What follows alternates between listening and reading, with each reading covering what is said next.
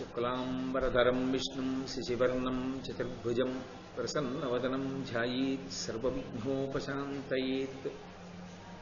गुरुर्ब्रह्मा गुरुर्विष्णुः गुरुर्देवो महेश्वरः गुरुः साक्षात् परब्रह्म तस्मै श्रीगुरवे नमः।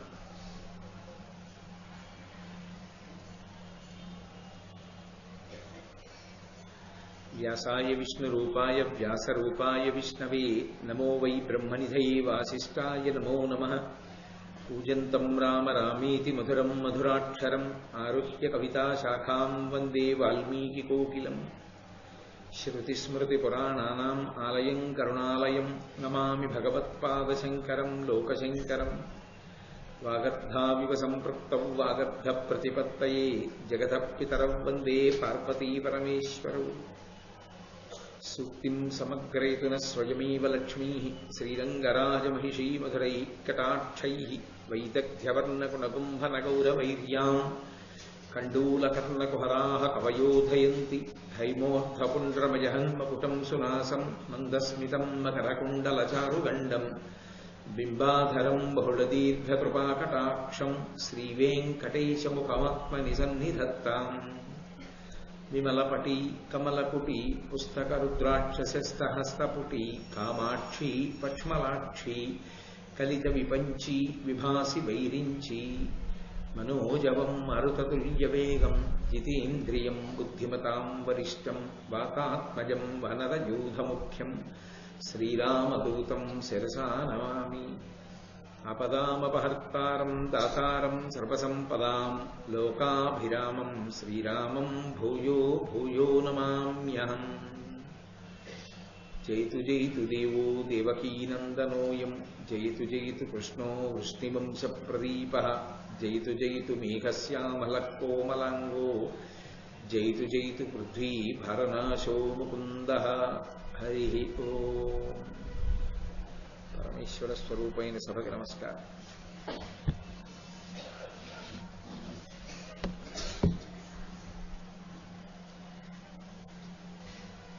నేను నిన్న మీతో మనవి చేశాను, పరమేశ్వరుని యొక్క దర్శనాన్ని, పరమేశ్వరుని యొక్క అనుగ్రహాన్ని అర్జునుడు పరిపూర్ణంగా సంతరించుకున్నాడు.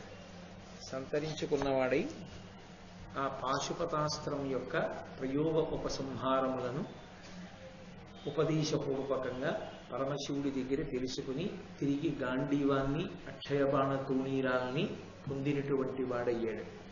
పాశుపతాస్త్రాన్ని పొందినటువంటి కారణం చేత అర్జునుడు విశేషమైనటువంటి శక్తి సంపన్నుడయ్యాడు. అది భగవంతుని యొక్క అనుగ్రహం. గురువు యొక్క అనుగ్రహం అంటే అలా ఉంటుంది. వేదవ్యాస మహానుభావుడు ఎప్పుడైతే ధర్మరాజు గారు తమ పక్షంలో ఉన్న వారి యొక్క శక్తియుక్తులు అవతల ధార్తరాష్ట్రుల పక్షాన యుద్ధం చేసేటటువంటి వారి శక్తియుక్తులకి సరిపోవేమోనని బెంగ పెట్టుకుంటున్నటువంటి సందర్భంలో ఆ మధ్యలో వచ్చినటువంటి సమస్యని, ఆ వెలితిని పూడ్చడానికి ఆయన ప్రతిస్మృతి అన్న విద్యని ఉపదేశం చేసి సరి అయినటువంటి పథంలో నడిపించాడు. గురువు చెయ్యగలిగినది ఏమిటి అంటే పథాన్ని దర్శనం చేయిస్తాడు. ఈ మార్గంలో ప్రయాణించు అని చెప్తాడు. ఆ మార్గంలో ప్రయాణించవలసినటువంటి కర్తవ్యం శిష్యులదే అయి ఉంటుంది. ఉద్ధరేణ ఆత్మానాత్మానం, ఎవరిని వారు ఉద్ధరించుకోవాలి తప్ప ఒకరిని ఇంకొకరు ఉద్ధరించేందుకు అవకాశం ఉండదు. ఎవరైనా మార్గాన్ని చెప్పగలరు తప్ప ఆ మార్గమునందు సువ్యవస్థితము కావడము, ఆ మార్గమునందు పూనికతో ఆచరించడము, ప్రయాణం చెయ్యడము సాధకునకు ఉండవలసినటువంటి లక్షణం. అర్జునుడు అన్ని ఇక్కట్లను ప్రతిబంధకములను అధిగమించి పరమేశ్వరుని యొక్క దర్శనాన్ని పొంది పాశుపతాస్త్రాన్ని పొందాడు. అంటే దాని వెనక ప్రధానమైనటువంటి కారణాలు రెండు. ఒకటి వ్యాస మహర్షి యొక్క అనుగ్రహం, రెండవది ద్రౌపదీదేవి మాట్లాడినటువంటి మాటలు. మహాభారతంలో ద్రౌపదీదేవి యొక్క వైశిష్ట్యం అంతా అక్కడ ఉంది. ఆవిడ మాట్లాడితే ఎప్పుడు ఎక్కడ ఎలా మాట్లాడాలో, ఆ మాట చేత ఏ ప్రయోజనాన్ని సాధించాలో దానికి అనుగుణంగా మాట్లాడుతుంది తప్ప అదే పనిగా మాట్లాడుతూ అవతల వాళ్ళకి ఇబ్బంది కలిగించేటటువంటి రీతిలో ప్రవర్తించడం ఆమె ఎందు ఉండదు. అది ఆమె మాట్లాడినటువంటి 2 పద్యాలు అంత అద్భుతమైనటువంటి పటిమ కలిగినటువంటి. సహనశక్తి, క్షమాగుణం బ్రాహ్మణుల యందు ఎక్కువ. క్షత్రియులు ప్రతీకారం తీర్చుకోవాలనుకుంటారు. అందుకని నాకు వచ్చే జన్మలో క్షత్రియ కుల సంజాతనై పుట్టకూడదు, నేను బ్రాహ్మణుల కులంలో పుడతానని అడిగింది వెడుతున్నటువంటి అర్జునుడితో. ఎందుకు ఆ ప్రస్తావన అంటే అవమానం తీర్చుకోవాలన్నది క్షత్రియ కులకాంత యొక్క లక్షణం. కానీ అలా తీర్చుకోవడానికి కావలసినంత శక్తి ఇప్పుడు లేదు అని ధర్మరాజు గారు అంటున్నాడు. ఇప్పుడు నీ భార్య యొక్క అవమానాన్ని తీర్చడానికి కావలసినటువంటి తపస్సుని అధ్యవసాయంతో చెయ్యవలసిన కర్తవ్యం నీ మీద ఉన్నది అని హెచ్చరిక చేస్తూ, నువ్వు అలా చెయ్యగలవు అని ఉత్సాహపరచడానికి వెంటనే ఆమె దిక్పాలకులను ప్రార్థన చేసి సమస్త దిక్కుల నుండి ఆయనకు అనుగ్రహము వర్షింపబడుగాక, రక్షింపబడుగాక అని ఆయనకి రక్ష పెడుతుంది. ద్రౌపదీదేవి యొక్క వాగ్వైభవము, ఆమె యొక్క పరిణతి, వేదవ్యాసుని యొక్క అపారమైన అనుగ్రహము మనకు అర్థమవుతాయి. ఆయా సందర్భములలో అవసరం ఏర్పడినప్పుడు ఎవరు పిలిచారు, ఎవరు పిలవలేదు అని చూడకుండా పరిగెత్తికొచ్చి ఆర్తితో ఉన్న శిష్యుణ్ణి ఉద్ధరించడానికి ప్రయత్నం చెయ్యడం సద్గురువు యొక్క లక్షణం. శ్రీరామాయణంలో రామరావణ సంగ్రామం అవుతున్నప్పుడు అగస్త్యుల వారిని వచ్చి తనకి ఆదిత్య హృదయాన్ని ఉపదేశం చెయ్యమని రామచంద్రమూర్తి కోరుకోలేదు. కానీ రాముణ్ణి ఆ కష్టంలోంచి గట్టెక్కించడానికి అగస్త్య మహర్షే వచ్చి ఉపదేశం చేశారు. అలాగే అటు దుర్యోధనుడికి చెప్పాడు వేదవ్యాసుడు, వినలేదు. ఆయన యొక్క ఫలితాన్ని ఆయన అనుభవించాడు. ఇటు ధర్మరాజు గారికి చెప్పాడు, ధర్మరాజు గారు విన్నాడు. ధర్మరాజు గారి మాట అర్జునుడు విన్నాడు కాబట్టి అపారమైనటువంటి పరాక్రమాన్ని పొందగలిగాడు, అంత గొప్ప అస్త్రశక్తిని పొందగలిగాడు. అప్పుడు ఆయన ఆ తపస్సు పూర్తి చేసి పాశుపతాస్త్రాన్ని పొందినటువంటి సంతోషంతో ఇంద్రకీలాద్రి మీద కూర్చుని తపస్సు చేశాడు. ఆ ఇంద్రకీలాద్రి అనబడేటటువంటి శిఖరము ఉన్నటువంటి ఆ మందర పర్వత ప్రాంతానికి వీడ్కోలు చెబుతూ తాను బయలుదేరడానికి సంసిద్ధుడై నిలబడి ఉన్నటువంటి అర్జునుడికి హరుచేత సంప్రాప్తవరుడయ్య నరుడని ఎరిగి ఇంద్రుండు ధనీష ధర్మ వరుణ అశ్వినులతోడ సురగణ సహితుడై దివ్య విమానముల్ దివమునందు వెలుగంగా కౌరవ కుల వీరుపాలికి వరదుడై కరుణతో వచ్చే అట్టి అవసరమున ఘనరవ గభీరంబైన మధుర వాక్యమున ధర్మప్రభుండు ప్రీతి రిట్టులనియే బీభత్సునకు. ధర్మ నిత్య పాండుపుత్ర నీకు మెచ్చి వరములిచ్చు వేట్క వచ్చిరి నెయ్యురై అమరనాథు దొట్టి అమరులెల్లా. ఆ సమయంలో పరమేశ్వరుడి చేత అనుగ్రహింపబడినటువంటి అర్జునుణ్ణి చూసి సంతోషించినటువంటి వాడై ఇంద్రుడు, ధనీషుడు అంటే కుబేరుడు, అలాగే యమధర్మరాజు గారు, పశ్చిమ దిక్కుకు అధిపతి అయినటువంటి వరుణుడు, అశ్వినీ దేవతలు, అనేక మంది దేవతలతో కూడి వచ్చినటువంటి వాళ్ళు ఆకాశంలో తమ తమ విమానముల యందు నిలబడ్డారు. నిలబడితే కౌరవ కుల వీరుపాలికి వరదుడై కరుణతో వచ్చే ఇంద్రుడు వచ్చి అట్టి అవసరమున ఘనరవ గభీరంబైన మధురవాక్యమున ధర్మప్రభుండు ప్రీతి నిట్టులనియ బీభత్సునకు. వచ్చి నిలబడ్డ వాళ్ళు ఇంద్రుడు, మిగిలినటువంటి దేవతలు. మాట్లాడుతున్నవాడు యమధర్మరాజు గారు. ఎందుకు యమధర్మరాజు గారు మాట్లాడాలి? ఇంద్రుడి కొడుకు అర్జునుడు కదా. అర్జునుడు అస్త్ర సంపదని పొందితే సంతోషించి మొదట మాట్లాడవలసిన వాడు ఇంద్రుడు కదా. యమధర్మరాజు గారు ఎందుకు మాట్లాడాడు అంటే, యమధర్మరాజు గారు అంటే కేవలం ఉసురు తీసేవాడే కాదు, ధర్మమునందు విశేషమైనటువంటి అనురక్తి కలిగినటువంటి వాడు. ఆ అర్జునుడి యొక్క ధర్మానికి ఆయన రేపు పరాక్రమంతో పోరాడితే తన కుమారుడైనటువంటి ధర్మరాజు గారు పట్టం కట్టుకోబోతున్నాడు కనుక ఆ 5 అన్నదమ్ముల యొక్క ఐకమత్యాన్ని చూసి పొంగిపోయిన వాడై ఆ ధర్మప్రభుండు, ఆ ధర్మరాజు గారు ప్రీతితో బీభత్సునకు అర్జునుడితో అంటున్నాడు, ఓ ధర్మనిత్య, ఎల్లప్పుడూ ధర్మాన్ని ఆచరించేవాడా పాండుపుత్ర, నీకు వరములివ్వాలనేటటువంటి వేడుకతో మేమందరం బయలుదేరి వచ్చాం. కాబట్టి నువ్వు మా దగ్గర ఆ అనుగ్రహాన్ని పుచ్చుకోవలసింది అన్నాడు. అని ఆ దేవతల యొక్క దర్శనము చెయ్యాలి అంటే వాళ్ళు అదృశ్య రూపులై ఉండాలి అనుకుంటే సామాన్యుల యొక్క దృష్టికి వాళ్ళు గోచరము కారు. అందుకని ప్రత్యేకంగా యమధర్మరాజు గారు అర్జునుడికి దివ్య దృష్టిని అనుగ్రహించాడు. ఆ దివ్య దృష్టి చేత అర్జునుడికి దిక్పాలకులందరూ గోచరించారు. ఆ దివ్య దృష్టితో చూసినప్పుడు అక్కడ ఉన్నటువంటి ఆ దిక్పాలకులలో వరుణుడు వైఢూర్యపు రంగు ఎలా ఉంటుందో అలా ఉన్నాడు. యమధర్మరాజు గారు నల్లటి రంగుతో ఉన్నాడు. కుబేరుడు బంగారు వర్ణంలో మెరిసిపోతున్నాడు. వాళ్ళు ఆ విమానాల్లోంచి దిగి వచ్చారు. దిగి వచ్చి, నువ్వు బ్రహ్మగారి ఆదేశం మేరకు ఈ భూమి మీద పుట్టినటువంటి నరుడు అనబడేటటువంటి ఆది ఋషి అర్జునుడిగా వచ్చావు.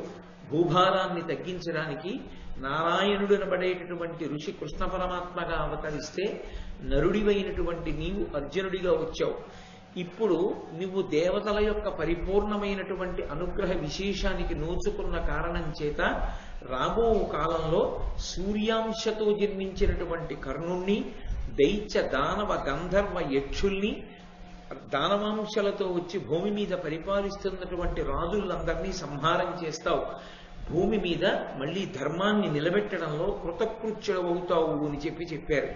చెబితే ఇంద్రుడు దేవతలకి నువ్వు ఉపకారం చెయ్యగలిగినటువంటి వాడివి కాబట్టి నువ్వు అలా ఉపకారం చెయ్యడానికి నీకు నేను ప్రత్యేకంగా మాతలికిచ్చి ఒక రథాన్ని పంపిస్తాను. ఆ రథమిక్కి నువ్వు ఇంద్రసభకి రావలసింది అన్నాడు. తప్పకుండా వస్తాను అని అర్జునుడు ఇంద్రుని యొక్క ఆహ్వానాన్ని అంగీకరించాడు. అంగీకరించిన తర్వాత వరుణుడు తన పాశములు, వరుణ పాశములు అంటారు, ఆ పాశముల చేత బంధిస్తాడు. బలిచక్రవర్తిని బంధించారు వరుణ పాశాలతో. ఆ వరుణుడు తన పాశముల చేత ఎవరినైనా కట్టేయగలిగినటువంటి ఆ శక్తిని, ఆ అస్త్రాన్ని, వరుణపాశములు అనబడేటటువంటి అస్త్రశక్తిని సమంత్రకంగా అర్జునుడికి ఉపదేశం చేశాడు. అలాగే కుబేరుడు కౌబేరాస్త్రాన్ని ఇచ్చాడు. ఇచ్చిన తరువాత వాళ్ళ దగ్గర ఆయా అస్త్రములను ఉపదేశమును పొందినటువంటి వాడై ఇక ఇంద్రుడి కనుపన మాతలి రథాన్ని తీసుకొస్తే ఆ రథం ఎక్కి ఇంద్రసభకి వెళ్ళడానికి సిద్ధపడుతున్నాడు ఆ అర్జునుడు. ఇంతలో ఆ పైనుంచి ఆ రథం వచ్చింది. ఆ రథం ఎంత గొప్పగా ఉందన్నారంటే నన్నయ్య గారు, వారిద మార్గంబు వలన మహానీల వైజయంతి విభవంబు వెలయ ఆబద్ధ వివిధ రత్నావళి ప్రభచేసి రమ్యమై రోదోంతరంబు వెలుగా ఉరునేమిరవమున ఉర్వరాధరధరీ ముఖములు ప్రతిశబ్దము కరితంబులగుచుండ నానావిధాయుధంబులు దాల్చి అశని విద్యుత్ సహస్రాభిశోభితాభ్రసదృశమై మహాజమాశ్వాయుత వాహ్యమానమైన వరరథంబు అఘవునాజ్ఞ చేసి మాతలియుక్తమై ఇంద్రతనయుడున్న ఎడకు వచ్చి. ఆ ఇంద్రుని యొక్క రథం ఈ భూమండలం మీద దిగడం కోసమని వచ్చి ఆకాశంలో నిలబడింది. అది వైజయంతి అంటే దాని యొక్క పతాకం నీలం, ముదురు నీలం రంగులో ప్రకాశిస్తోందట. అది ఆకాశంలో వచ్చి నిలబడితే దాని పతాకం కనపడింది. అక్కడ ఆబద్ధ వివిధ రత్నావళి ప్రభచేసి రమ్యమై రోదోంతరంబు విలుండా, దానికి కట్టబడినటువంటి రత్నాల హారముల యొక్క కాంతి చేత ఆ రథానికి కింద, రథానికి పైన, రథానికి పక్కలా ఉన్నటువంటి చీకటి అంతా తొలగతోయబడి విశేషమైనటువంటి కాంతులు అలుముకున్నాయి. ఉరునేమిరవమున ఉర్వరాధరధరీ ముఖములు ప్రతిశబ్దము ఖరితంబులగుచుండా, ఆ రథానికి ఉన్నటువంటి చక్రముల యొక్క ఇరుసు చేసేటటువంటి చప్పుడికి ఈ భూమినంతటినీ మోయగలిగినటువంటి పర్వతముల యొక్క గుహల యొక్క ముఖద్వారముల నుండి ప్రతిధ్వనులు బయటికి వస్తున్నాయిట. నానావిధాయుధంబులు దాల్చి ఆ రథంలో అనేకమైనటువంటి ఆయుధములు సమకూర్చబడ్డాయి. అశని విద్యుత్ సహస్రాభిశోభితాభ్రసదృశమై మెరుపులు 1000 మెరుపులు దాని చుట్టూ కూడా ఉంటే ఎలా ఉంటుందో అలా 1000 మెరుపులతో కూడుకున్నటువంటి ఒక మేఘం వస్తే ఆకాశంలో నిలబడితే చూడగానే అది ఎంత కంటిని ఆకర్షిస్తుందో అటువంటి మేఘంలా వచ్చి నిలబడినటువంటిదై మహాజవాశ్వాయుత వాహ్యమానమైన 10,000 గుర్రములు పూంచబడి ఉన్నాయి ఆ రథానికి. 10,000 గుర్రములు పూంచబడినటువంటి ఆ రథాన్ని చూసి వరరథంబు అఘవునాజ్ఞ చేసి, ఇంద్రుడికి అఘవుడు అని ఒక పేరు. ఎందుచేత అఘవుడు అంటే ఆయన పాపములు తీయగలిగినవాడు, యజ్ఞముల యందు హవిస్సుని తీసుకుని మనుష్య కోటిని రక్షించేటటువంటి లక్షణం ఉన్నవాడు. అందుకని అఘవునాజ్ఞ చేసి ఇంద్రుడి యొక్క ఆజ్ఞ మేరకి మాతలి ఆ రథాన్ని తీసుకొచ్చి ఆకాశమునందు నించున్నాడు. నించుని ఆ ఇంద్రతనయుడైన అర్జునుడి దగ్గరికి వచ్చి, నీ కోసం నీ తండ్రి అయిన దేవేంద్రుడు ఈ రథాన్ని పంపించాడు, నీవు ఈ రథాన్ని అధిరోహించి ఇంద్రసభకి రావలసింది అన్నాడు. అంటూ ఒక మాట అన్నాడు, నేను ఎప్పటి నుంచో మీ నాన్నగారి దగ్గర సారథిగా నేను ఉద్యోగం చేస్తున్నాను, కానీ 100 అశ్వమేధ యాగాలు చేసిన వాళ్ళు, కొన్ని 100 రాజసూయ యాగములు చేసినటువంటి వాళ్ళు కూడా ఈ రథం ఎక్కి ఇంద్రసభకి రాలేదు. మొట్టమొదటిసారి నీ కొరకు ఈ రథం పంపబడింది, ఈ రథం ఎక్కి నువ్వు ఇంద్రసభకి వద్దుగానివి రమ్మన్నాడు. అంటే మనుష్యలోకంలో సంచరించేటటువంటి ప్రాకృతమైన శరీరంతో ఉన్నవాడు అర్జునుడు కనుక అటువంటి దివ్యరథాన్ని అధిరోహించడానికి కావలసినటువంటి ఆ పునీతమైనటువంటి తేజస్సుని పొందడానికి అనువుగా వెళ్లి గంగానది స్నానం చేసి, ఆ గంగానదిలో తన యొక్క తండ్రికి, తాతగారికి, ముత్తాతగారికి, అలాగే అక్కడ దేవతలకి అందరికీ కూడా తర్పణం చేసి తాను శుచి, ఇంతకు ముందు వచ్చినటువంటి దేవతల్ని కూడా అలాగే మాటల చేత, పుష్పముల చేత, మంచినీటి చేత, పదార్థముల చేత పూజించాడు. ఇప్పుడు తాను తేజస్సు కలిగినటువంటి వాడై ఆ రథాన్ని అధిరోహించి ఆయన ఇంద్రలోకానికి బయలుదేరాడు. ఆ ఇంద్రలోకం దగ్గరికి వస్తుంటేనే చూశాడు, ఆ ఇంద్రలోకం బయట ఐరావతమనబడేటటువంటి ఇంద్రుడు అధిరోహించి వెళ్ళేటటువంటి ఏనుగు నిలబడింది. అది నిలబడితేట ఒక పెద్ద పర్వతమే వచ్చి నిలబడిందా అన్నట్టుగా ఉంది. దాని యొక్క మదజల ధారల చేత పెద్ద మేఘం కురిసేసి వెళ్ళిపోతే పర్వతం నుంచి జలధారలు కారుతుంటే ఎలా ఉంటుందో అలా ఆ మదజల ధారలు కారుతున్నాయిట ఏనుక్కి. అది బయట నిలబడి ఉంది. చూశాడు ఆ ఇంద్రలోకం వంక. పరమ ధర్మస్థితి ప్రజ ప్రీతిగాంచిన రాజులకు, ఉదగ్రరణమునందు పతుల ప్రస్తవమున ప్రాణముల్ విడిచిన వీరులకును, యజ్ఞ విధులు చేసి సురలను వసుమతీసురులను తనిసిన ధర్మాత్ములకును, మహాతపసులకు నిలయంబులై రమణీయంబులగునట్టి హర్మ్య విమాన సంహతుల దాని, సకల భువనంబులంగల సత్పురములకెల్లా ఎక్కుడగుదగి, సిఖీందు రవుల దీప్తి లేకున్న తనదైన దివ్య దీప్తి విస్తరంబున ఎప్పుడు వెలుగుదాని. ఆ అమరావతి నగరం ఇంద్రుని యొక్క రాజధాని. ఆ అమరావతి నగరం వంక చూశాడు. ఇత పూర్వం ఇంద్రసభ గురించి చెప్పారు సభాపర్వంలో. ఇప్పుడు ఆ అమరావతి నగరం ఇంద్రుడి యొక్క రాజధాని గురించి మాట్లాడుతున్నారు. అటువంటి ఇంద్రుడి యొక్క రాజధాని అయిన అమరావతి నగరంలో ప్రవేశించాలి అంటే ఎటువంటి పుణ్యం చేసిన వాళ్ళైతే అసలు ఆ స్వర్గలోకంలోకి ప్రవేశించగలరు అన్నది చెప్తున్నారు. పరమధర్మస్థితి ప్రజప్రీతిగాంచిన రాజులకు, పరమ ధార్మికులై ఎప్పుడూ ధర్మాన్ని తప్పకుండా ధార్మికమైన రీతిలో తన రాజ్యములోని ప్రజలను పరిపాలించినటువంటి సద్గుణోపేతులైనటువంటి రాజులు ఆ స్వర్గలోక ప్రవేశం చేస్తారు. అలాగే ఉదగ్ర రణమునందు పతుల ప్రస్తవమున ప్రాణముల్ విడిచిన వీరులకును, తనని నమ్ముకున్నటువంటి ప్రభువు కోసం మహోగ్రమైనటువంటి యుద్ధంలో పోరాటం చేసి వెన్నివ్వకుండా తమ శరీరాన్ని ఆ యుద్ధంలో విడిచిపెట్టినటువంటి వీరులైనటువంటి వారు ఆ స్వర్గలోకాన్ని అలంకరిస్తారు.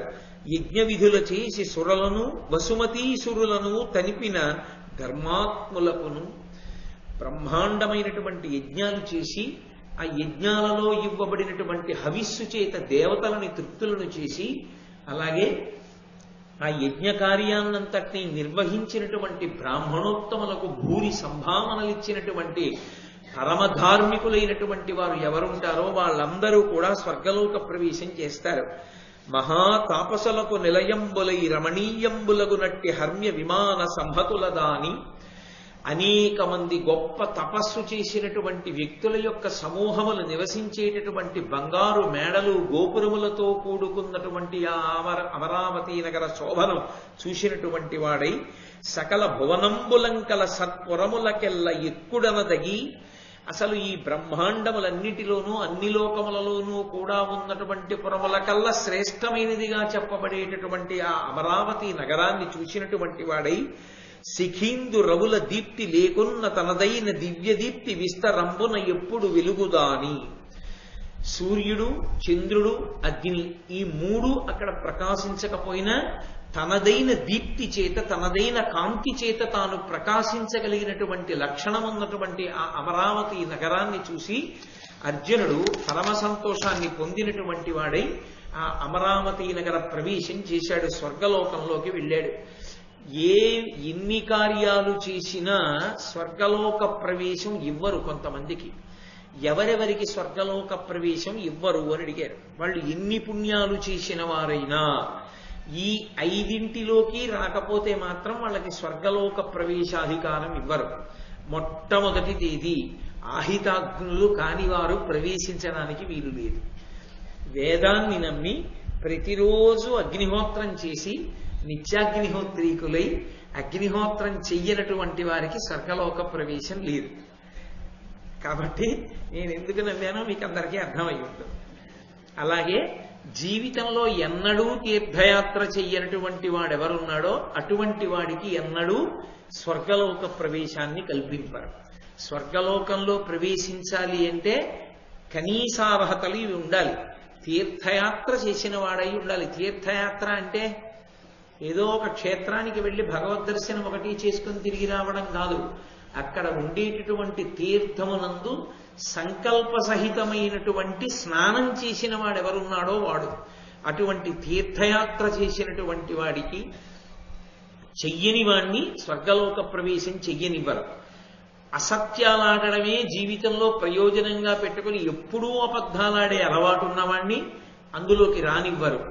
వేదాలకు విశ్వసనీయతను కల్పించకుండా వేదమును మనం నమ్మాలనేటటువంటి బుద్ధిని విడిచిపెట్టి వేదములకు వ్యతిరేకంగా మాట్లాడటం అలవాటు చేసుకున్న వాడికి స్వర్గలోక ప్రాప్తి ఉండదు. అలాగే మాంసాహారమును తినేటటువంటి వారికి స్వర్గలోక ప్రవేశం కల్పింపరు. అలాగే యుద్ధంలో వెన్ను చూపించి శత్రువుతో పోరాడకుండా పారిపోయినటువంటి వాడికి స్వర్గలోక ప్రవేశము కల్పింపబడదు. కాబట్టి ఈ పైన చెప్పినటువంటి లక్షణములు ఎవరికి ఉన్నాయో వాళ్ళు ఎన్ని పుణ్యకర్మలు చేసినటువంటి వారైనప్పటికీ వారు స్వర్గలోక ప్రవేశం చెయ్యడానికి వారికి అధికారం ఇవ్వరు. కాబట్టి అర్జునుడు అక్కడ ప్రవేశించగానే అక్కడ ఉన్నటువంటి కొలనలు, రమణీయమైనటువంటి వృక్షములు, పారిజాతాది కల్పవృక్షములు, వాటి మించి వచ్చేటటువంటి సువాసనల గుబాళింపులు, వీటన్నిటినీ అనుభవిస్తూ స్వర్గలోకం అంటే అక్కడ దుఃఖమేం ఉండదు, సుఖస్పర్శ తప్ప అసలు దుఃఖం అనేటటువంటిది స్వర్గలోకమనందు కించిత్ కూడా ఉండదు. కానీ యథార్థమైనటువంటి మాట మాట్లాడాలి అంటే స్వర్గలోకవాసాన్ని కోరకూడదు. ఎందుకోలో తెలుసా? మర్త్యలోకం అంటే ఈ లోకంలో ఉన్నవాడు స్వర్గలోకాన్ని కోరుకుంటే ఎంత కష్టపడి సంపాదించుకున్న పుణ్యమంతా సుఖరూపంలో నశించిపోతుంది. కొంతకాలం అక్కడ ఉంటాడు. క్షీణే పుణ్యే మర్త్యలోకం విశంతి. కొన్ని భోగాలు అనుభవించిన తర్వాత నువ్వు చేసిన పుణ్యమంతా ఈ భోగం అనుభవించడానికి ఖర్చు అయిపోయింది, కిందకి వెళ్ళిపోమని మళ్ళీ తోసేస్తాడు, మళ్ళీ వచ్చి పడిపోతాడు. అందుకే పుణ్యకర్మ దేని కొరకు చెయ్యాలి అంటే పుణ్యకర్మ వచ్చే జన్మలో ఈ పుణ్యకర్మని అడ్డుపెట్టి పరమేశ్వరుడు నాకేదో భోగం ఇస్తాడని, లేదా ఈ పుణ్యకర్మ చెయ్యడం వల్ల నాకు ఉత్తమ లోకవాసం లభిస్తుందని, ఏదో స్వర్గలోకంలో కూర్చోవచ్చని పుణ్యకర్మ చెయ్యరాదు. అది ఎటువంటిది అంటే ఏదో మంచి ఎండలో పెడుతున్నవాడు ఒక్కసారి ఏటీఎం కౌంటర్లోకి వెళ్ళి డబ్బులు తీసుకునేటప్పుడు నిలబడినప్పుడు పొందేటటువంటి ఏసీ సుఖం లాంటిది. అక్కడ మీరు ఇంకొక 5 నిమిషాలు నించున్నామంటే 10 మంది 50 మంది బయట నించుని ఉంటారు. కాబట్టి మీరు బయటికి వెళ్ళిపోవాలి డబ్బులు తీసుకోగానే. మహా అయితే ఒక్క 5 నిమిషాలు 10 నిమిషాలు అక్కడ నుండి బయటికి వెళ్ళిపోవడం, ఉన్న డబ్బులు తీసేసుకోవడం అయిపోతుంది. లోపలికి వెళ్ళినందుకు చల్లతనం కాసేపు ఉంటుందంతే. ఆ తర్వాత మళ్ళీ బయటికి వచ్చిన తర్వాత ఎండే ఉపయోగం ఏమి ఉండదు. అందుకే పుణ్యకర్మ దేని కొరకు ఉపయోగపడాలని భగవంతుణ్ణి ప్రార్థన చెయ్యాలంటే చిత్తశుద్ధి కలగడానికి మార్గము కావాలి అని కోరుకోవాలి. ఎందుచేత అంటే ఇన్ని కోట్ల జన్మల నుండో చిత్తమును మలినము పట్టి ఉంది. ఆ చిత్తము శుభ్రపడితే తప్ప అందులోకి పరమేశ్వరుడు జ్ఞానామృతాన్ని కటాక్షించలేడు. ఆ జ్ఞానము కలిగిన నాడు తప్ప మోక్షము రాదు.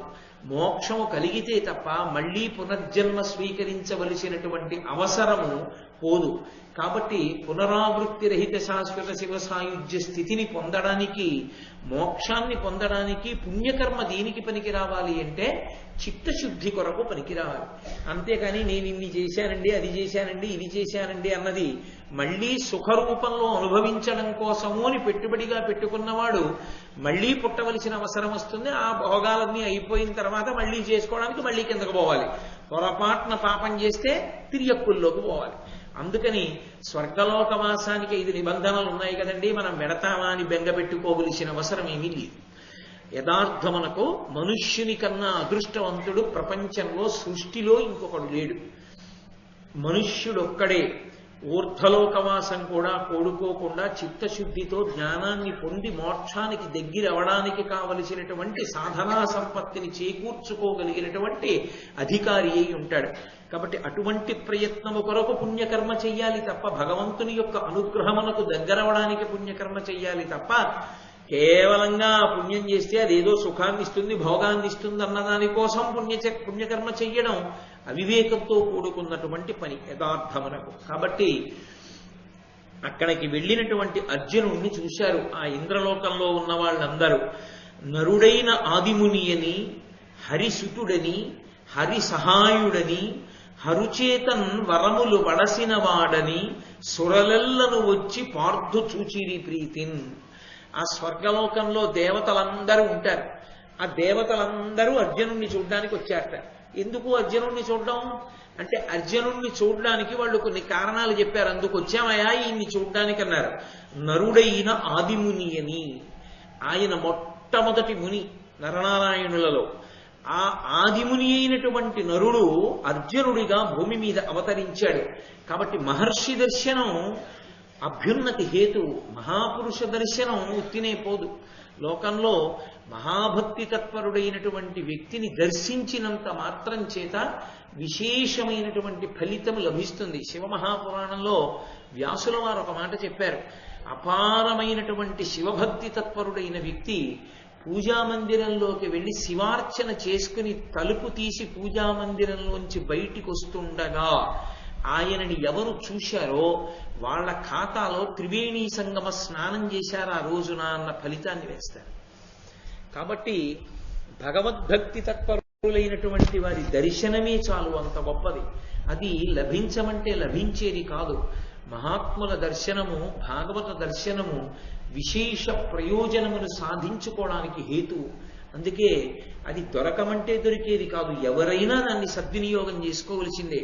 భారతం వింటున్నప్పుడు స్వర్గలోకంలో ఉన్న దేవతలు అర్జునుడిని చూడడానికి వెళ్ళారు అంటే వాళ్ళు కారణాలు చెప్తున్నారు, ఎందుకు ఎడుతున్నారు. అందుకే సాధారణంగా లోకంలో ఒక మర్యాదతో కూడుకున్నటువంటి నడవడి ఒకటి ఉంటుంది.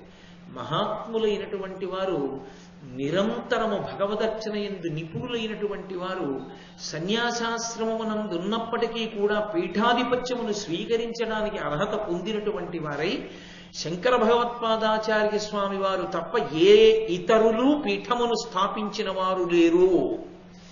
సనాతన ధర్మమునందు కూడా ఏ సంప్రదాయములోనూ పీఠములు పెట్టినటువంటి ఆచార్యులు లేరు. పీఠస్థాపన చేసినటువంటి ఏకైక ఆచార్యుడు శంకర భగవత్పాదులొక్కరే.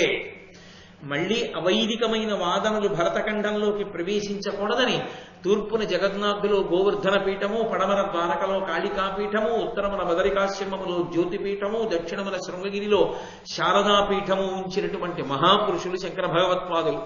వారి సంకల్పమును అనుసరించే ఇప్పటికీ ఆ పీఠములకు నిరంతరంగా అవిచ్ఛిన్నంగా గురు పరంపర మహాత్ములైనటువంటి వారి చేత అధివసింపబడి నడుస్తోంది. అటువంటి మహాపురుషులైనటువంటి వారు ఒక ఊర్లోకి వచ్చి కొంతకాలం ఉంటే ఆ మహాత్ముల యొక్క పాద స్పర్శ చేత ఆ భూమి పునీతమవుతుంది. వారు వచ్చినప్పుడు వారితో పాటుగా కొన్ని వస్తాయి. వారు నిరంతరం కొన్ని విశేషమైనటువంటి మూర్తులను ఆరాధన చేస్తారు. ఒక ఉదాహరణ చెప్పాలి అంటే శంకర భగవత్పాదులు కైలాసానికి వెళ్ళినప్పుడు పరమశివుడు 5 శివలింగాలు ఇచ్చాడు. ఆ 5 శివలింగాలలో 2 శివలింగాలు పరమశివుడి చేతి చేత ఇయ్యబడినటువంటి 2 శివలింగములు ఇప్పటికీ దక్షిణాన ఒకటి శృంగగిరిలో శృంగేరి పీఠంలో శృంగేరి పీఠాచార్యులు ఎవరుంటారో వారు ప్రతిరోజు ప్రదోష వేళలో చంద్రమౌళీశ్వరారాధన అన్న పేరుతో భోగలింగానికి అభిషేకం చేస్తూ ఉంటారు. యోగలింగము అన్న పేరుతో వేరొక స్ఫటికలింగం కామకోటి పీఠంలో ఉంది. వారిని ప్రత్యేకం ఆ ఊళ్ళో ఉన్నటువంటి వాళ్ళు, పెద్ద పెద్ద దేవాలయ ప్రాంగణాలు ఉన్నటువంటి వాళ్ళు ఆహ్వానం చేస్తారు. అయ్యా మీరు వచ్చి చాతుర్మాస్యం చేయండి మా దగ్గర అని. కామకోటి పీఠాధిపత్యం వహించినటువంటి చంద్రశేఖరేంద్ర సరస్వతి మహాస్వామి వారు నడిచి వెళ్ళిపోతూ ఉండేవారు. ఆ చాతుర్మాస్య కాలం వచ్చినప్పుడు వారు దగ్గరలో ఉన్న ఊరిలో విడిది చేసేవారు.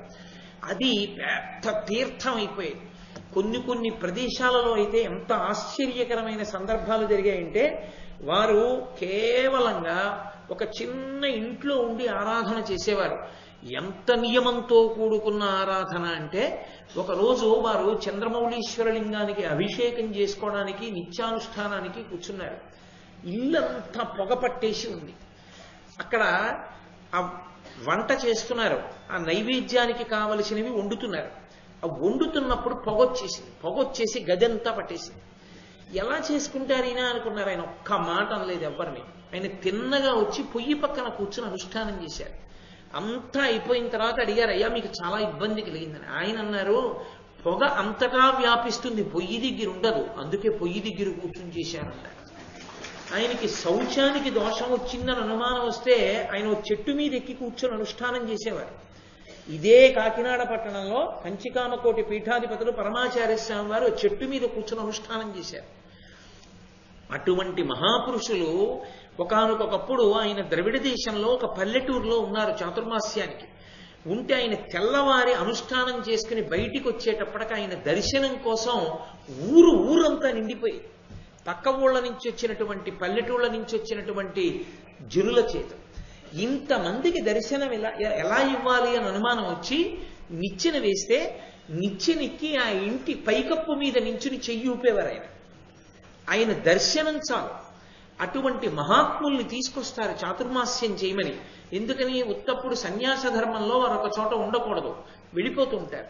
పీఠార్చన కొరకు ఉంటే ఉండొచ్చు కాక తపోభోగులుగా మార్చుకుని తపస్సు చేసుకున్నది ఒక్క పీఠాధిపతులకి, అన్యులకు ఇది లేదు, మినహాయింపు లేదు. కాబట్టి అటువంటి పీఠాధిపతులు కూడా దేశ సంచారం చేసేటప్పుడు చాతుర్మాస్యంలో వర్షాకాల ప్రారంభం నుండి ఉండిపోతారు. అందుకే ప్రత్యేకంగా వెళ్ళి అభ్యర్థిస్తారు, అయ్యా మా ఊళ్ళో చాతుర్మాస్యం చేయండి, మా దేవాలయంలో చాతుర్మాస్యం చేయండి అని అడుగుతారు. వారు వచ్చి విడిది చేస్తారు దేవాలయంలో. వారు వచ్చి ఉన్న కారణం చేత ఎన్ని ఊళ్ళ నుంచి ఎంతమంది మహాత్ములో బయలుదేరి వస్తారు వారి దర్శనానికి. వారు సాయంకాలం అయ్యేటప్పటికీ చంద్రమౌళీశ్వరారాధన చేస్తూ ఉంటారు. కొన్ని వేల మంది వచ్చి ప్రతిరోజు తీర్థం తీసుకుంటూ ఉంటారు. అటువంటి సంప్రదాయ పీఠాలని అధివసించినటువంటి మహాపురుషులు వచ్చి చాతుర్మాస్యం చేస్తే నిజంగా ఆ ఊరు పునీతం అయిపోతుంది. ఎన్నో పురాణ ప్రవచనాలు జరుగుతాయి, వారి అనుగ్రహ భాషణాలు జరుగుతాయి, ఎన్నో యజ్ఞయాగాది క్రతువులు జరుగుతాయి వారి సమక్షంలో. ఎందరో విద్వాంసులు వస్తారు, ఎన్నో గ్రంథములు ఆవిష్కరింపబడతాయి. ఎంత అద్భుతంగా ఉంటుందో. ఈ భారతం చెప్పుకున్నటువంటి విశేషాన్ని అడ్డుపెట్టి శ్రీకృష్ణ పరమాత్మ అయ్యప్ప స్వామి అనుగ్రహించి మన దేవాలయ ప్రాంగణంలో కూడా ఎప్పుడైనా అటువంటి చాతుర్మాస్యం చేసుకునేటటువంటి భాగ్యాన్ని పరమేశ్వరుడు కృప చెయ్యాలని ప్రార్థన చేద్దాం. కాబట్టి అర్జునుడిని దర్శనం చేయడానికి దేవతలు ఎందుకు వెళ్ళారు అంటే ఇప్పుడు అర్జునుడుగా ఉన్నాడు, కానీ ఆయన ఆదిముని నారాయణుడు, ఆయన నరుడు. నారాయణుడు కృష్ణుడుగా ఉన్నాడు. భూభారాన్ని తగ్గించడానికి ఇంద్రపుత్రుడుగా అర్జునుడుగా భూమి మీద పుట్టాడు. అందుకని నరుడైన ఆదిముని అని, హరిసుతుడని, హరి అన్న పేరు ఇంద్రుడికి కూడా అన్వయం అవుతుంది. కాబట్టి హరిసుతుడని, ఇంద్రుడి యొక్క కుమారుడని, హరి సహాయుడని, హరికి సహాయం చేస్తాడు, ఇంద్రుడికి సహాయం చేస్తాడు ఆయన. ఇంద్రుడు అడిగాడు రాక్షస సంహారంలో దేవతలకి సహాయం చేయడానికి నువ్వు అమరావతి రావలసింది అని అడిగాడు. కాబట్టి ఆయన దేవతా సహాయకుడని, అలాగే భూభారాన్ని తగ్గించి పాపుల పీచ మణచి ధర్మ సంస్థాపన యందు అవతారాన్ని స్వీకరించేటటువంటి శ్రీ మహావిష్ణువు యొక్క ప్రయోజనానికి సహాయకుడై ఆయన యొక్క అవతార ప్రయోజనాన్ని నెరవేర్చడంలో ఉపకరణముగా భాషించేవాడని, అందుచేత హరి సహాయుడని, హరుచేతన్ వరములు వడసినవాడని. హరుడంటే పరమశివుడు. పరమశివుని యొక్క అనుగ్రహాన్ని పొంది ఆయన చేత వరములను పొందినవాడని సురలెల్లను వచ్చి పార్థు చూచిరి ప్రీతిన్. పరమ ప్రీతితో దేవతలందరూ వచ్చి ఆ పార్థుణ్ణి చూసి దర్శనం పొంది పరమానందంతో వెడుతున్నారు. ఇంద్రుడు చూశాట, నా కొడుకు అని సంతోషాన్ని పొందాడు. అనిమిషనాథుడున్ ప్రచలితాంగద తుంగ భుజాయుగంబునన్ తనయుని కౌగిలించుకొని తక్షణజాత నితాంత సమ్మదంబున పులకాంకితాంగుడై మున్ను నిజాంకతలస్తు చేసి అత్యనగు నిజాసనార్థమన నాదట నుంచే గరంబు నిమ్మితో.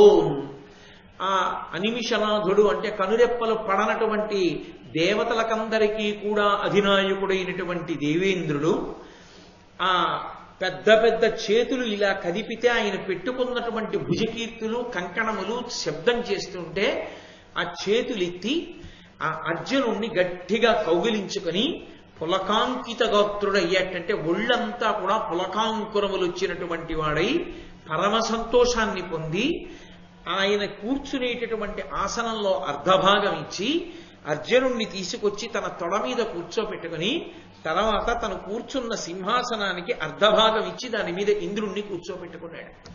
ఇందులో ఎంత ఇంద్రుడైనా ఆయన ఒక తండ్రే. కొడుకుని చూసి వాడు ప్రయోజకుడు అవనివ్వండి, అప్రయోజకుడు అవనివ్వండి, పుత్రగాత్ర పరిష్వంగం అంత గొప్పది అని. పురుషుడు పొందవలసినటువంటి అద్భుతమైన ఐశ్వర్యములలో ఒక ఐశ్వర్యం ఏది అంటే పుత్రగాత్ర పరిష్వంగం. కొడుకు యొక్క శరీరాన్ని తాను ముట్టుకోవడం, కొడుకుని కౌగిలించుకోవడం. ఆ కొడుకుని కౌగిలించుకుంటే తండ్రికి పులకాంకురములు వస్తాయిట, పులకరింతలు కలిగి వెంట్రుకలు నిక్కబొడుచుకుంటాయిట. అంత సంతోషాన్ని పొందుతాడు. అందుకే లోకంలో ఒక తండ్రి పొందేటటువంటి మహాద్భుతమైన ఐశ్వర్యం ఇది అని అడిగారు. తండ్రి కొడుకు ఒక చూరు కింద పడుకోవడమే అన్నారు. తండ్రి కొడుకు ఒక చూరు కింద పడుకోవడం అంటే ఒక ఇంట్లో ఉండి తండ్రి కొడుకు ఆ ఇంటనే పడుకోవడం అంటే ఇద్దరూ కలిసి ఉండడము అని. పరమ దరిద్రుడెవరి లోకంలో అంటే కొడుకు ఎక్కడో పడుకుంటే తానిప్పుడు ఇక్కడ పడుకునేవాడు, ఎప్పుడూ కొడుకుతో కలిసి పడుకోలేనివాడు. అందుకే ధార్మికులైన వారు ఏ కారణం చేతనైనా ఉద్యోగరీత్యా తానొక చోట కొడుకొక చోట కొంతకాలం ఉన్నా పదవీ విరమణ చెయ్యగానే వృద్ధాప్యం వచ్చింది అన్న తర్వాత కొడుకు దగ్గరికి వెళ్ళిపోతారు. వెళ్ళిపోయి కొడుకు దగ్గర ఉండడానికి కారణాల్లో అదొకటి. అది పరమ ధర్మం. ఎందుకో తెలుసా? కొడుకు ఒక్కడే ఒక గొప్ప సుఖాన్ని ఇవ్వగలడు. తండ్రికి ప్రాణోత్క్రమణం అవుతుంటే కొడుకు ఒళ్ళో తలపెట్టుకుని శరీరాన్ని విడిచిపెడితే కాశీపట్టణంలో విడిచిపెట్టినటువంటి పుణ్యాన్ని పొందుతాడు. అందుకే తండ్రికి కొడుకు ఇవ్వగలిగిన మహద్భాగ్యం ఏది అంటే అనాయాసమైనటువంటి మరణాన్ని కొడుకు ఇవ్వగలడు. కొడుకు చేతిలో శరీరాన్ని విడిచిపెడుతున్నటువంటి తండ్రి 1,00,000 తేళ్లు పుట్టిన బాధను అనుభవించాడట. శరీరాన్ని విడిచిపెట్టినప్పుడు అంత బాధ ఉంటుంది. ఆ బాధ నుండి ఉపశమనాన్ని ఇస్తారు. కొడుకు తొడ మీద తలపెట్టి పడుకున్న వాడికి ఆ బాధ ఉండదు ప్రాణోత్క్రమణంలో. ఎందుచేత అంటే ఆత్మావై పుత్రనామాసి అంది. బిడ్డలు పుట్టేటప్పుడు, సంతానాన్ని కనేటప్పుడు ఒక్క పురుష శిశువు పుడితే అంటే మగపిల్లవాడు పుట్టాలి అనుకుంటే పురుషుని యొక్క గుండె నుండి, హృదయ కవాటము నుండి ఆనందధాతువు బయలుదేరుతుంది అని. అందుకని తన రూపమే బయట కొడుకుగా తిరుగుతూ ఉంటాడు అని. అందుకే ఆత్మావై పుత్రనామాసి, తండ్రియే కొడుకుగా ఈ భూమి మీద తిరుగుతాడు మళ్ళీని అని. ఆ కొడుకు తండ్రిని అంత ఉద్ధరించగలడు. ఆ కొడుకు తండ్రికి ఇవ్వగలిగినటువంటి చాలా గొప్ప సుఖం ఏది అంటే పెద్దవాడైపోయినటువంటి తండ్రితో కలిసి కొడుకు ఉండాలి. కలిసి కొడుకు ఉండాలని నేను ఎందుకంటున్నానో తెలుసా? ఖచ్చితంగా వృద్ధాప్యం వచ్చిన తర్వాత పసిపిల్లవాడికి ఎటువంటి మూర్ఖత్వం వస్తుందో అటువంటి అర్థం లేని ఆలోచనలు మంకుపట్టు తండ్రికి రావచ్చు. కానీ దిద్ది అటు ఇటు పోతానన్న పిల్లాన్ని బలవంతంగా తీసుకొచ్చి యోగక్షేమముల కొరకు పక్కన పెట్టుకున్నటువంటి తండ్రిలా మీరు మాట్లాడకండి నాన్నగారు అని చెప్పి తండ్రిని తీసుకెళ్లి తన దగ్గర పెట్టుకునేటటువంటి అధికారము కుమారునకున్నది. కొడుకు చూడాలి తండ్రి యొక్క యోగక్షేమాలు, తండ్రి సంతోషాన్ని చూడాలి. రాత్రి తండ్రి పడుకుంటే వచ్చి కాళ్ళు పట్టి తండ్రి సంతోషంగా ఆకాశం వంక చూస్తూ నక్షత్రాల వంక చూస్తూ బలిరే కంటిని సప్త జలధి ప్రావేష్టితాఖండ అని 4 పద్యాలు చదువుకుంటుంటే, నాన్నగారు చిన్నప్పుడు మీరు చదివిన పద్యాలు నాకు ఇంకా గుర్తున్నాయండి అని కొడుకు చదువుతుంటే, ఆ కొడుకు కాళ్ళు పట్టి వెళ్ళిపోతే తండ్రి ఎంత గాఢ నిద్రపోతాడో, ఎంత సంతోషపడిపోతాడో. కొడుకుతో కలిసి అన్నం తినడం, కొడుకుతో కలిసి ఒక ఇంట్లో పడుకోవడం, కొడుకు ప్రేమ పురస్సరంగా పలకరిస్తే సేద తీరడం, ఈ లోకంలో మర్త్యలోకంలో తండ్రికి ఇయ్యబడినటువంటి మహాద్భుతమైన ఆభరణములు. తండ్రి అపారమైన సంతోషం పొందేది దేనికోట తెలుసా? వచ్చీరాని మాటలతో కొడుకు మాట్లాడినప్పుడు. అందుకే తనయుల సంభాషణములు జనకులకున్ కర్ణయుగళి సద్భూషణములు అంటారు పోతన గారు భాగవతంలో. వచ్చీరాని మాటలు మాట్లాడినటువంటి కొడుకు మాటలు తండ్రి చెవులకు పెట్టుకొని ఆభరణములట. అంత సంతోషిస్తాట కొడుకు మాటలు చూసి. ఇక పరిణితి పొంది చదువుకుని సంస్కారవంతుడై ధర్మాత్ముడై అతను శాస్త్రాన్ని మాట్లాడుతూ మంచి మాటలు మాట్లాడుతుంటే ఆ కన్న తండ్రి ఎంత మురిసిపోతాడు. నా కొడుక్కి శ్రీరామ రక్ష వాడలా ఉండాలని తండ్రి సింహాసనం దగ్గరికి వెళ్ళి నమస్కారం చేశాడు. తాను పెద్దవాడైపోయి తాను ఇక కూర్చోలేకపోతుంటే తాను హాయిగా కూర్చుని మానస పూజ జపం చేసుకుంటే, కొడుకు గంట వాయిస్తుంటే వెళ్ళి కొడుకు ఇస్తున్న నీరాజనాన్ని తాను కళ్ళకద్దుకుంటుంటే, తన కట్టుకున్నట్టు పంచె కట్టుకుని తను చేసినట్టు వాడు పూజ చేసి తను అలంకరించినట్టు అలంకరించి వాడు నీరాజనం ఇస్తుంటే తండ్రి పుచ్చుకుంటే ఆ తండ్రి ఎంత మురిసిపోతాడు. పర్వదినాల్లో ఒరే నేను ముందు చేస్తాను రా అని తండ్రి చేస్తే వెనక కొడుకు చేస్తే ఎంత సంతోషంగా ఉంటుంది. అసలు నిజంగా తాత కొడుకు మనవడు ఆ పైది పేరాశ అనకూడదో అనకూడదో అని నేను అనలేదు. కనీసం ఓపికండగా తాత తండ్రి మనవడు, తాత కొడుకు మనవడు ముగ్గురు పేటేసి కూర్చొని సంధ్యావందనం చేసుకుంటుంటే, ఇంటి పెద్ద ఆవిడ వాళ్ళు ముగ్గురు సంధ్యావందనం చేసుకుంటుంటే ఆవిడ చల్ల చిలుక్కుంటూ వంట చేస్తుంటే, దాని ముందు సాటండి లక్షలు వేలు కోట్లు ఏమి మహదైశ్వర్యం అది. అది ఐశ్వర్యం అంటే ఏంటి? కాబట్టి కొడుకు కొడుకే, తండ్రి తండ్రి. దానికన్నా ఇంకా ఏదో గొప్పదనుకున్న వాళ్ళకి ఒక నమస్కారం. కాబట్టి అటువంటి అనిమిషనాథుడైనటువంటి వాడు, కనురెప్పలు పడని దేవతలకు తండ్రి అయినటువంటి ఇంద్రుడు అర్జునుణ్ణి కౌగలించుకొని పులకాంకితగాత్రుడై మురిసిపోయాట. అంటే ఇంద్రుడే అంత ఆనందాన్ని పొందితే లోకంలో ఏ తండ్రి ఆ ఆనందాన్ని పొందాలని కోరుకోడు.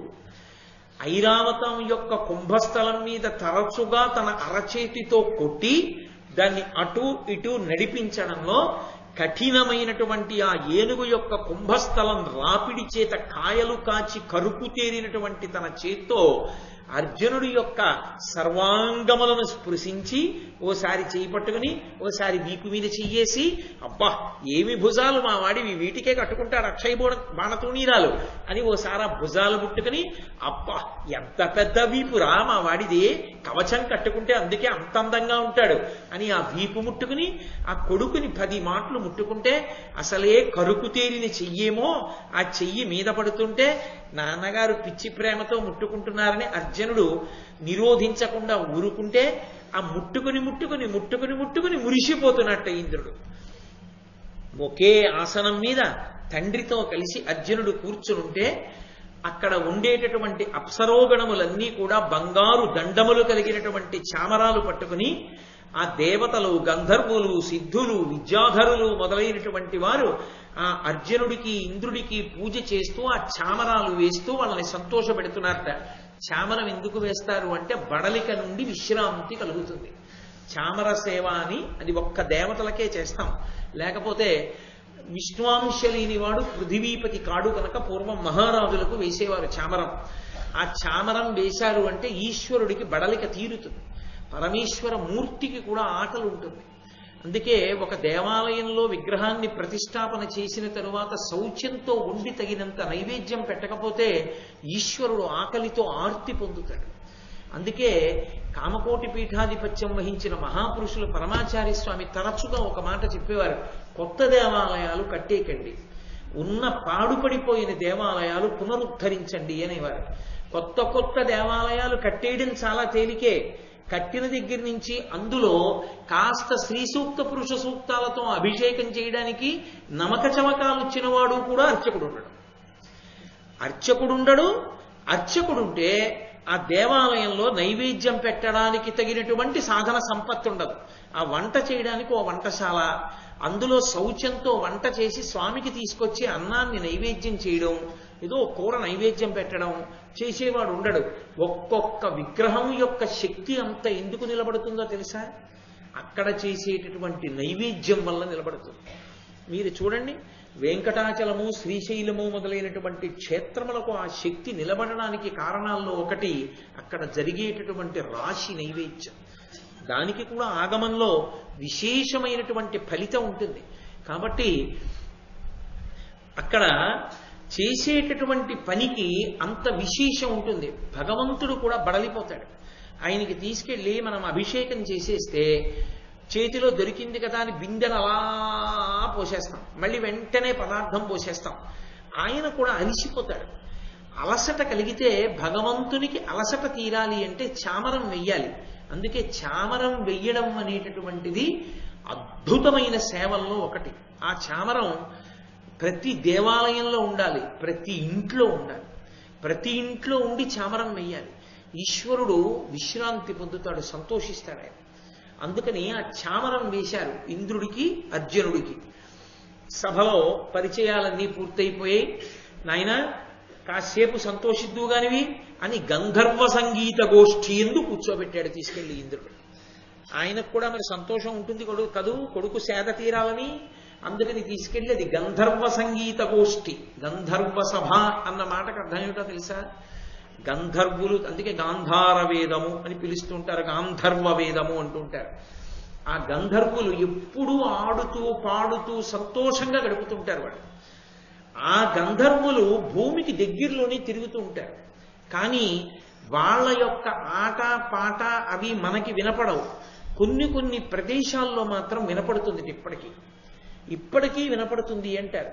అరుణాచలంలో అక్కడికి వెళ్ళి కూర్చున్నటువంటి వాళ్ళకి కొండ మీద చీకటి పడిపోయిన తర్వాత ఒకానొకప్పుడు ఆ దక్షిణామూర్తి కూర్చున్నటువంటి సభకి వచ్చి దేవతా స్త్రీలు నృత్యం చేస్తే వాళ్ళ గజ్జల చప్పుడు, వాళ్ళు పాడిన పాటలు వినపడేవి.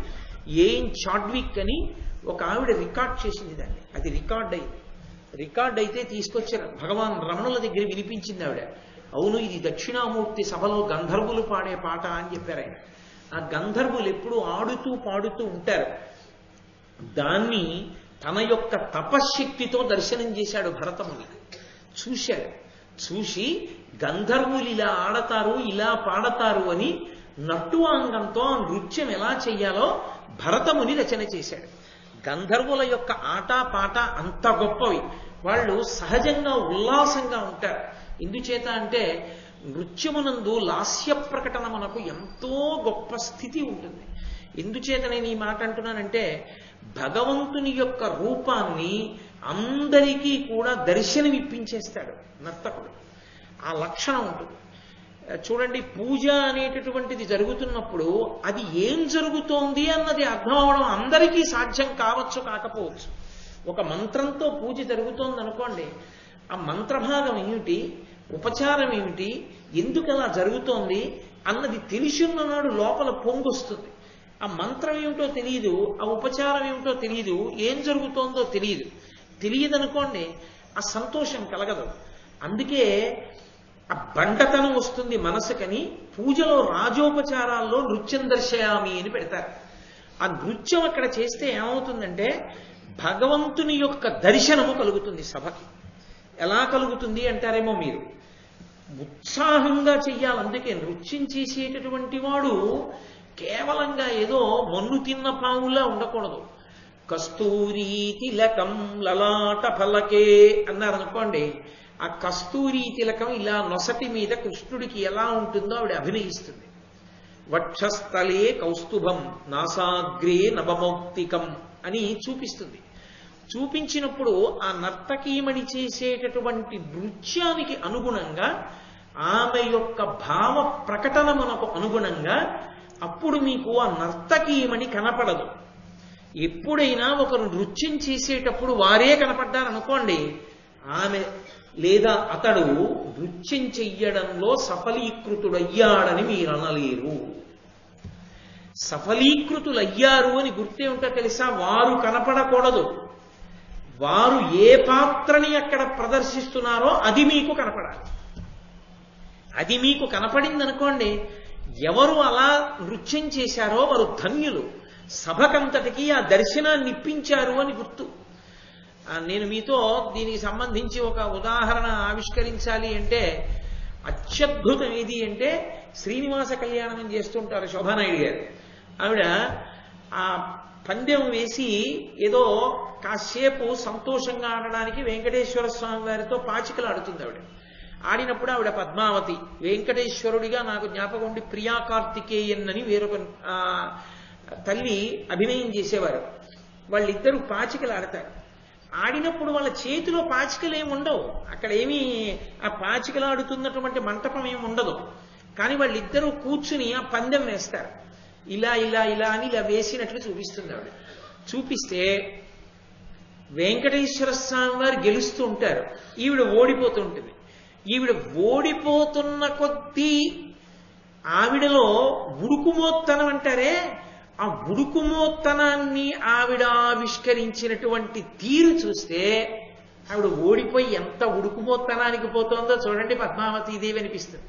ఆ భృగు వచ్చి తన్నేడనుకోండి, ఆ తన్నేడన్న కోపంతో వెంకటేశ్వర స్వామి వారు ఎంత బ్రతిమాలినా స్వామి నేనుండ వైకుంఠమందు అంటూ అదే మాట వినపడుతుండగా ఆవిడ నేను ఉండను వెళ్ళిపోతానని చెప్పి కోపంతో ఆయన చేతులు తోసేసి ఆఖరికి సభ నుండి నిష్క్రమిస్తుంది ఆవిడ రంగస్థలం నుంచి. అంటే ఆవిడ కొల్హాపురం వెళ్ళిపోయిందనమాట. వెళ్ళిపోతున్నప్పుడు మీకు కేవలంగా శోభానాయుడు గారు కనపడరు. శోభానాయుడు గారికి బదులుగా శ్రీ మహాలక్ష్మి కనపడుతుంది. లక్ష్మీ విష్ణువుల సంవాదం కనపడుతుంది. అబ్బా, లక్ష్మీదేవి ఆడితే ఇలా ఉంటుంది, ఇలా ఉందనిపిస్తుంది. గరుత్మంతుడు ఉండడు. గరుత్మంతుడిలా చేతులాడిస్తూ ఒకళ్ళు ముందెడుతూ ఉంటారు. కూర్చుని వెడుతుంటే ఎలా వెడతారో అలాగే వెడతారు పద్మావతి శ్రీనివాసులు అభయహస్తం బట్టి. అది చూసినప్పుడు మనం మమేకం అయిపోతాం. అప్పుడు శోభానాయుడు గారు కనబడరు. ఇవన్నీ వేసేసి ఆవిడ అలంకారం అంతా తీసేసి మళ్ళీ వేదిక మీదకి ఒక శాలువా కప్పుకుని ఏదో పరిచయం చేసినప్పుడు వచ్చారనుకోండి, ఈ తల్లి ఇన్ని చేశారని ఆశ్చర్యపోయి చూస్తాం.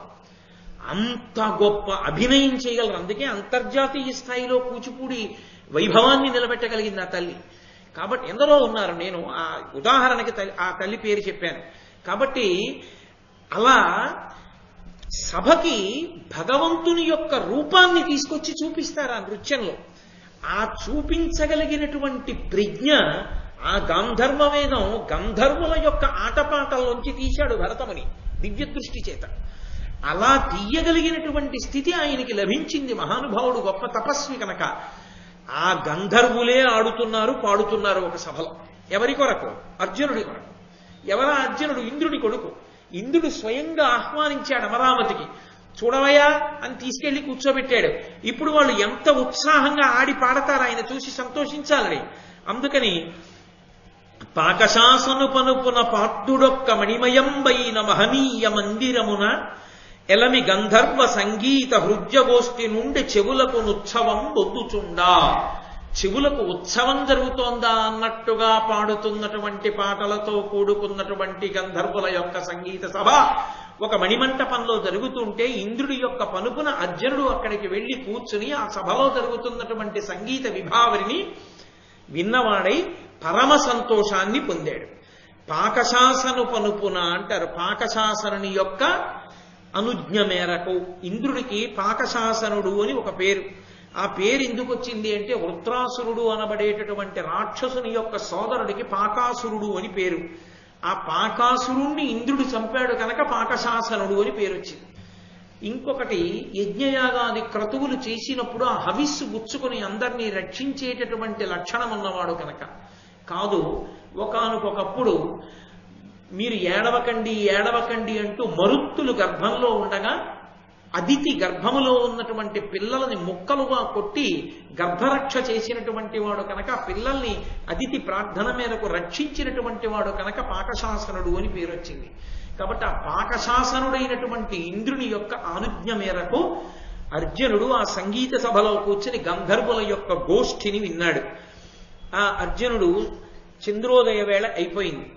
తన చెయ్యవలసినటువంటి నిత్యకృత్యాలు పూర్తి చేసుకున్నవాడై విశ్రాంతి తీసుకోవడానికి ఒక అద్భుతమైనటువంటి శయనాగారాన్ని ప్రవేశించి హంసతూలికా తల్పం మీద పడుకుని ఉన్నాడు. ఆయన ఇంకా నిద్రపోలేదు. పడుకుని ఉన్నటువంటి సమయంలో దేవవేశ్య అయినటువంటి ఊర్వశి, ఆ ఊర్వశి మహాచమత్కారం. ఎందుచేత అంటే ఊర్వశి అంటే కేవలం ఒక దేవవేశ్య అని మీరు భావన చెయ్యకూడదు.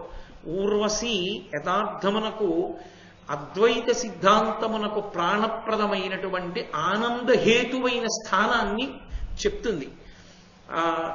శ్రీ మహావిష్ణువు ఋషిస్వరూపంగా తపస్సు చేసుకుంటున్నటువంటి సమయంలో ఆయన్ని మోహపెట్టడానికి ఇంద్రుడు ఎందరో కాంతల్ని పంపించాడు.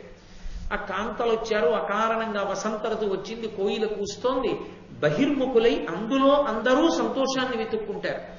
కానీ శ్రీ మహావిష్ణువు కళ్ళు విప్పి చూసి ఆ నృత్యం చేస్తున్నటువంటి అప్సరోగణం మీద మనసు పోనివాడై తన తొడని చరిచారు.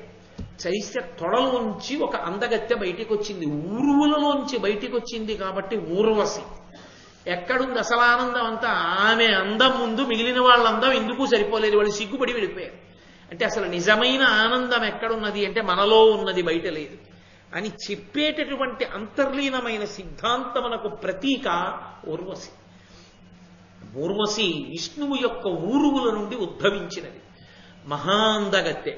కాబట్టి పురూరవుడంతటి వాడు కొంతకాలం ఆమెతో ఉన్నందుకు మతిపోయినటువంటి వాడై ఆ ఊర్వశి కోసం తిరిగి తిరిగి తిరిగి తిరిగి ఒకటిగా ఉన్న అగ్నులు త్రేతాగ్నులన్న పేరుతో మూడవడానికి కారణం ఈ ఊర్వశిని మరిచిపోలేక ఆయన చేసి 2 వెదురు కర్రల్ని పెట్టి ఆయన రాపాడించినటువంటి స్థితి వలన త్రేతాగ్నులు పుట్టే. అది వేరు కథ అనుకోండి, ఇప్పుడు దాన్ని నేను స్పృశించానంతే. కాబట్టి ఆ ఊర్వశి అంత విశేషమైనటువంటి తల్లి.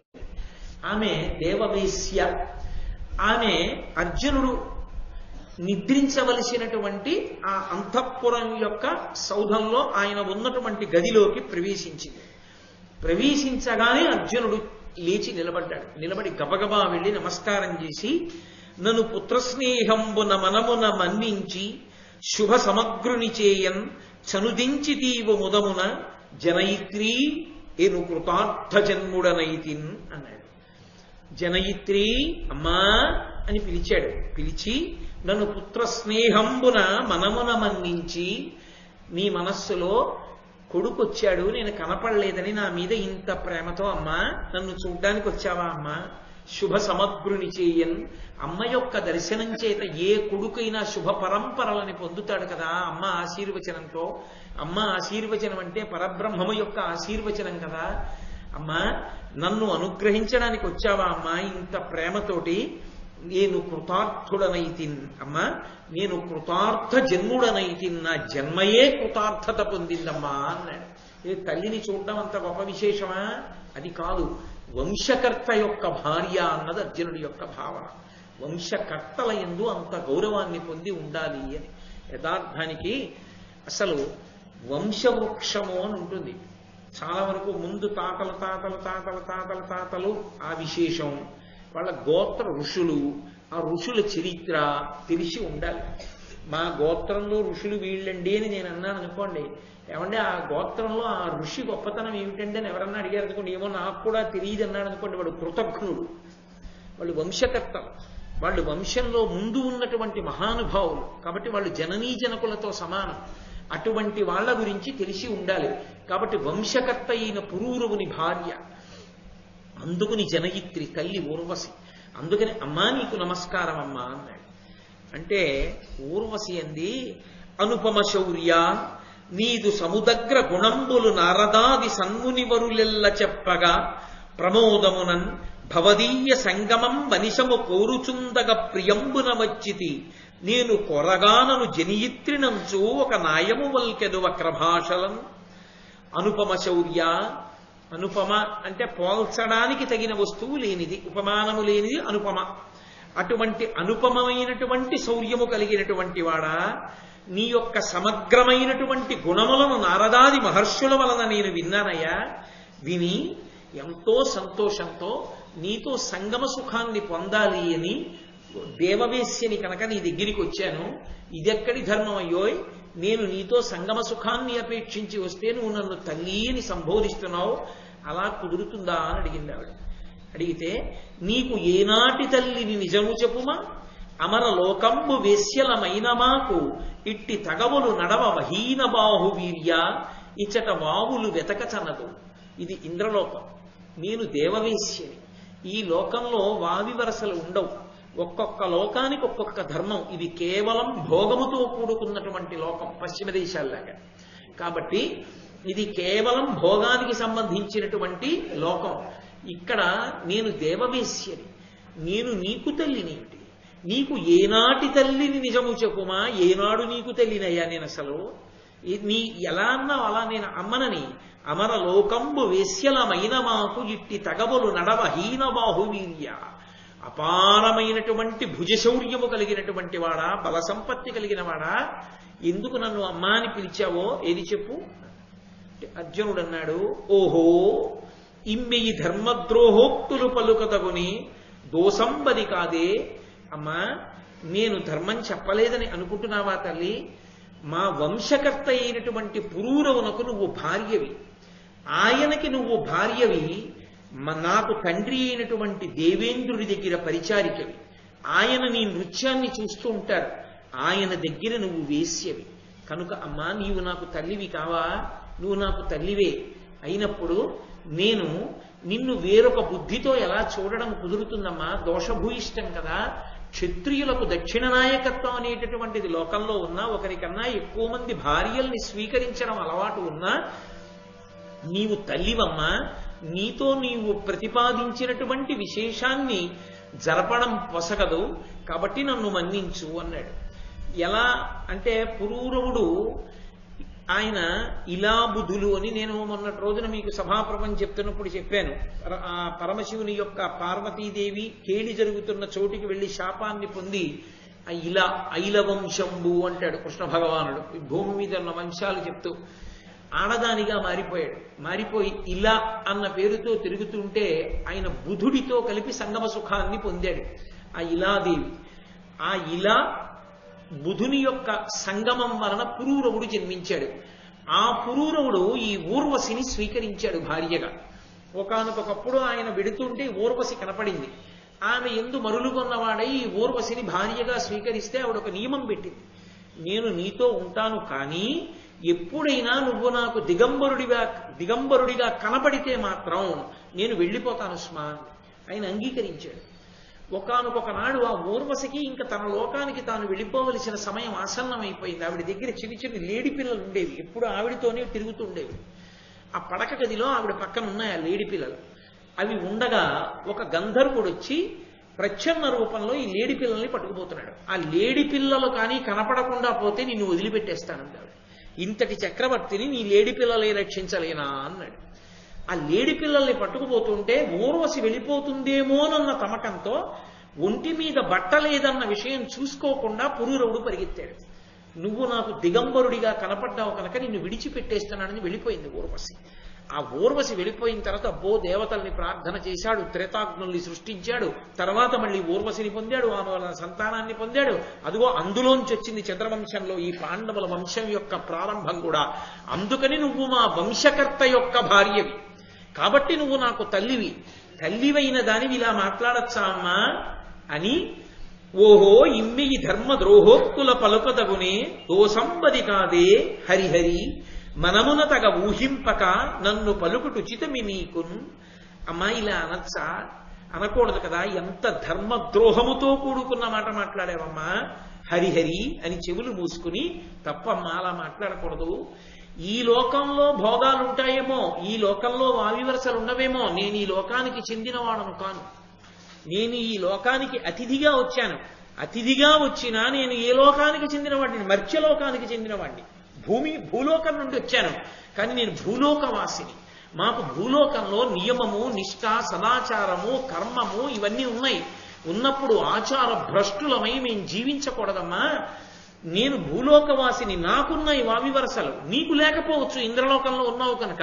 కాబట్టి నీవు ప్రతిపాదించిన విషయాన్ని అంగీకరించడం నాకు సాధ్యమయ్యే విషయం కాదు అన్నాడు.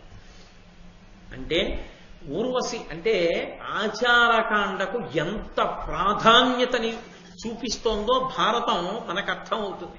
చాలా మంది ఒక మాట అంటుంటారు, ఎందుకండి మనసు స్వచ్ఛంగా ఉంటే చాలదా, ఎందుకు ఈ ఆచారాలు, ఈ మడిబట్టలు ఏమిటి, తడి బట్టలు ఏమిటి, ఎందుకు వచ్చిందంటారు. నేను మీతో ఒక మాట చెప్తాను, మనసు అంత తొందరగా నిగ్రహింపబడేది కాదు. స్నానం చేసి పూజ గదిలోకి వెళ్లే లోపల మనసు మారిపోతుంది, అది ఉద్వేగానికి లోనైపోతుంది. అలా వెళ్ళిపోతూ ఏదో ఇలా తల తిప్పి ఆ రోజు వచ్చినటువంటి న్యూస్ పేపర్లో హెడ్లైన్స్ చదివి అది మీకు ఇష్టమైంది కాకపోతే ఉద్వేగానికి వశులైపోతారు. ఉద్వేగానికి వశుడైతే ఊపిరి వేగాన్ని పుంజుకుంటుంది. ఊపిరి వేగాన్ని పుంజుకుంటే మనసు వేగంగా కదిలిపోతుంది. కదిలిపోతే ఇక ఉపచారం నడవదు, భగవంతుని యందు నిలబడదు. అందుకే మళ్ళీ ఔపచారిక స్నానం చేస్తారు. ఆపోయిష్టామయో భవస్థాన ఉజ్జీ విధాతన అంటూ మళ్ళీ నీళ్లు చల్లుకుని స్నానం చేస్తారు. అథవా పవిత్రో వా సర్వావస్థ అంగతోపి వా యస్మరేత్ పుండరీకాక్షం సమాహ్యాభ్యంతరశుచి పుండరీకాక్ష అంటూ మళ్ళీ నీళ్లు చల్లుకుని కూర్చుంటారు. ఎందుకని అంటే మనసుని నిలబెట్టడానికి. ఇక్కడ మనస్సుని నిలబెట్టడానికి సాధనంగా ఆచారం గ్రహింపబడింది. ఎందుకని అంటే మీరు ఏ పవిత్ర కార్యం మీద కూర్చుని ఉన్నారు అనేటటువంటి దాన్ని మీకు జ్ఞాపకం చేస్తూ ఉంటుంది ఆచారకాండ. ఆచారకాండ లేదనుకోండి, మనసు మీరు ఎందులో ఉన్నారన్న దాన్ని గుర్తు పెట్టుకోకుండా విశృంఖలంగా తిరుగుతుంది. అసలు అలా ఉంటేనే తిరుగుతుంది. ఇక ఆచారకాండ పాటించకపోతే అసలు నిలబడదు. మీరు ఏదో మడిబట్ట కట్టుకుని, విభూతి పెట్టుకుని, ఓ బొట్టు పెట్టుకుని, ఓ రుద్రాక్షతావళం వేసుకుని, ఉత్తరీయం ఒక్కటే వేసుకుని ఓ పీట మీద కూర్చుని ఉన్నారనుకోండి, మీకు జ్ఞాపకం వస్తుంటుంది, నేను ఈశ్వరారాధన చేస్తున్నాను, నాకు ఇప్పుడు ఏమిటి ఈ ఎక్కర్లేని ఆలోచనలు ఏమిటని కనీసం ఓసారి లెంపలేసుకుని బలవంతంగా భగవంతుడి దగ్గర మనసు పెట్టే ప్రయత్నం చేస్తారు. అసలు ఇటువంటి ఏర్పాటు ఏమీ లేదనుకోండి, ఇక మనసు ఎలా నిలబడుతుంది? అందుకే ఆచారకాండ దేని కొరకు అంటే మనసుని తీసుకొచ్చి భగవంతుని యందు నిలబెట్టడానికి.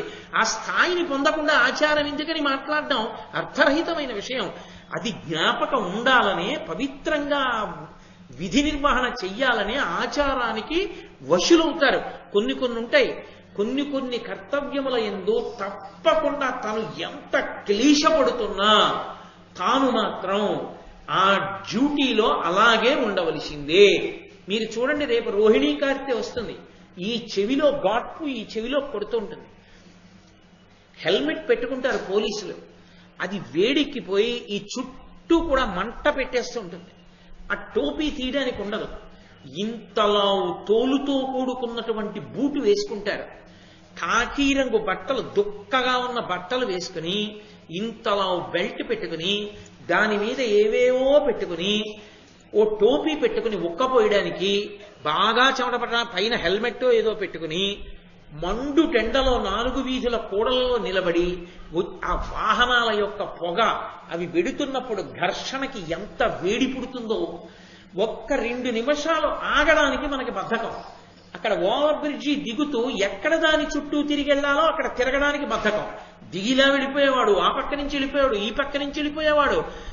ఒక్క ఫర్లాంగ్ దూరం వెళ్ళడానికి క్రమశిక్షణతో ఉండడానికి ఇష్టం లేని వాళ్ళని, సెల్ ఫోన్ ఇలా పెట్టుకుని మాట్లాడుతూ వెహికల్స్ డ్రైవ్ చేసే వాళ్ళని, ఒక్కడు 4 వీధుల కూడలలో నిలబడి వాళ్ళ క్షేమం కోసం తాను వెళ్లి ఏ పక్కనో కూర్చుని చల్లగాను పక్కన ఏ ఏటీఎం కౌంటర్ ఉంటే ఇందులో నేను కాసేపు కూర్చుంటానంటే ఏం కాదంటారంటే పోలీస్ కానిస్టేబుల్ ఏసీలో కూర్చోవచ్చు, కానీ తను అక్కడ కూర్చుంటే ఏ ప్రమాదం జరుగుతుందోనని 10 మంది సంక్షేమం కోసం అంత ఎండలో వడగాట్పు కొడుతుందని అందరూ వెళ్ళిపోతుంటే, అంత రోహిణీ కార్తిలో ఒక పోలీస్ కానిస్టేబుల్ నిలబడుతున్నాడంటే అతనికి తన విధి పట్ల దీక్షతో అలా నిలబడడానికి కావలసినటువంటి ఆ భావన, బాగా నిలబడిపోవడానికి, అంకిత భావం ఏర్పడడానికి ఆ కాకి బట్టలు వేసి నిలబెడతారు. ఆ బట్ట ఆచారకాండ. నీకు భగవదారాధన యందు ఆచారకాండని నిరసిస్తే నువ్వు ఇతరమైనటువంటి వాటిల్లో ఆచారకాండని ఎందుకు అంగీకరించగలుగుతున్నావు? ఏం అక్కడ పనికొచ్చిన ఆచారకాండ ఈశ్వరానుగ్రహానికి చేసేటటువంటి ఆ సాధన యందు ఎందుకు తప్పయింది? సరిగ్గా అర్థం చేసుకుంటే ఏది ఎందుకు పెట్టారో తెలుస్తుంది. మెట్ట వేదాంతంతో మాట్లాడాలని 10 మందిని పాడు చెయ్యాలనుకున్నవాడు ఏమైనా మాట్లాడచ్చు. ఈ దేశంలో ఏది మాట్లాడడానికి ఏది రాయడానికి అభ్యంతరాలు లేవు కనుక. కాబట్టి మహానుభావుడైనటువంటి అర్జునుడు ఆచారకాండకి అంత ప్రాముఖ్యత ఇచ్చి మాట్లాడాడు. నేను భూలోకవాసిని, నాకు విధి నిషేధములున్నాయి. ఏది చెయ్యకూడదో అది చెయ్యకూడదు, ఏది చెయ్యాలో అది చెయ్యాలి. కాబట్టి నీవు స్వేచ్ఛావిహరిణి అయి ఉండొచ్చు, ఇక్కడ వావివరసలు లేకపోవచ్చు, నేను అలా ప్రవర్తించకూడదు, నేను అలా ప్రవర్తించనన్నాడు. అమ్మా అని పిలిచాడు. అమ్మా అని పిలిచినందుకు తన కర్తవ్యం.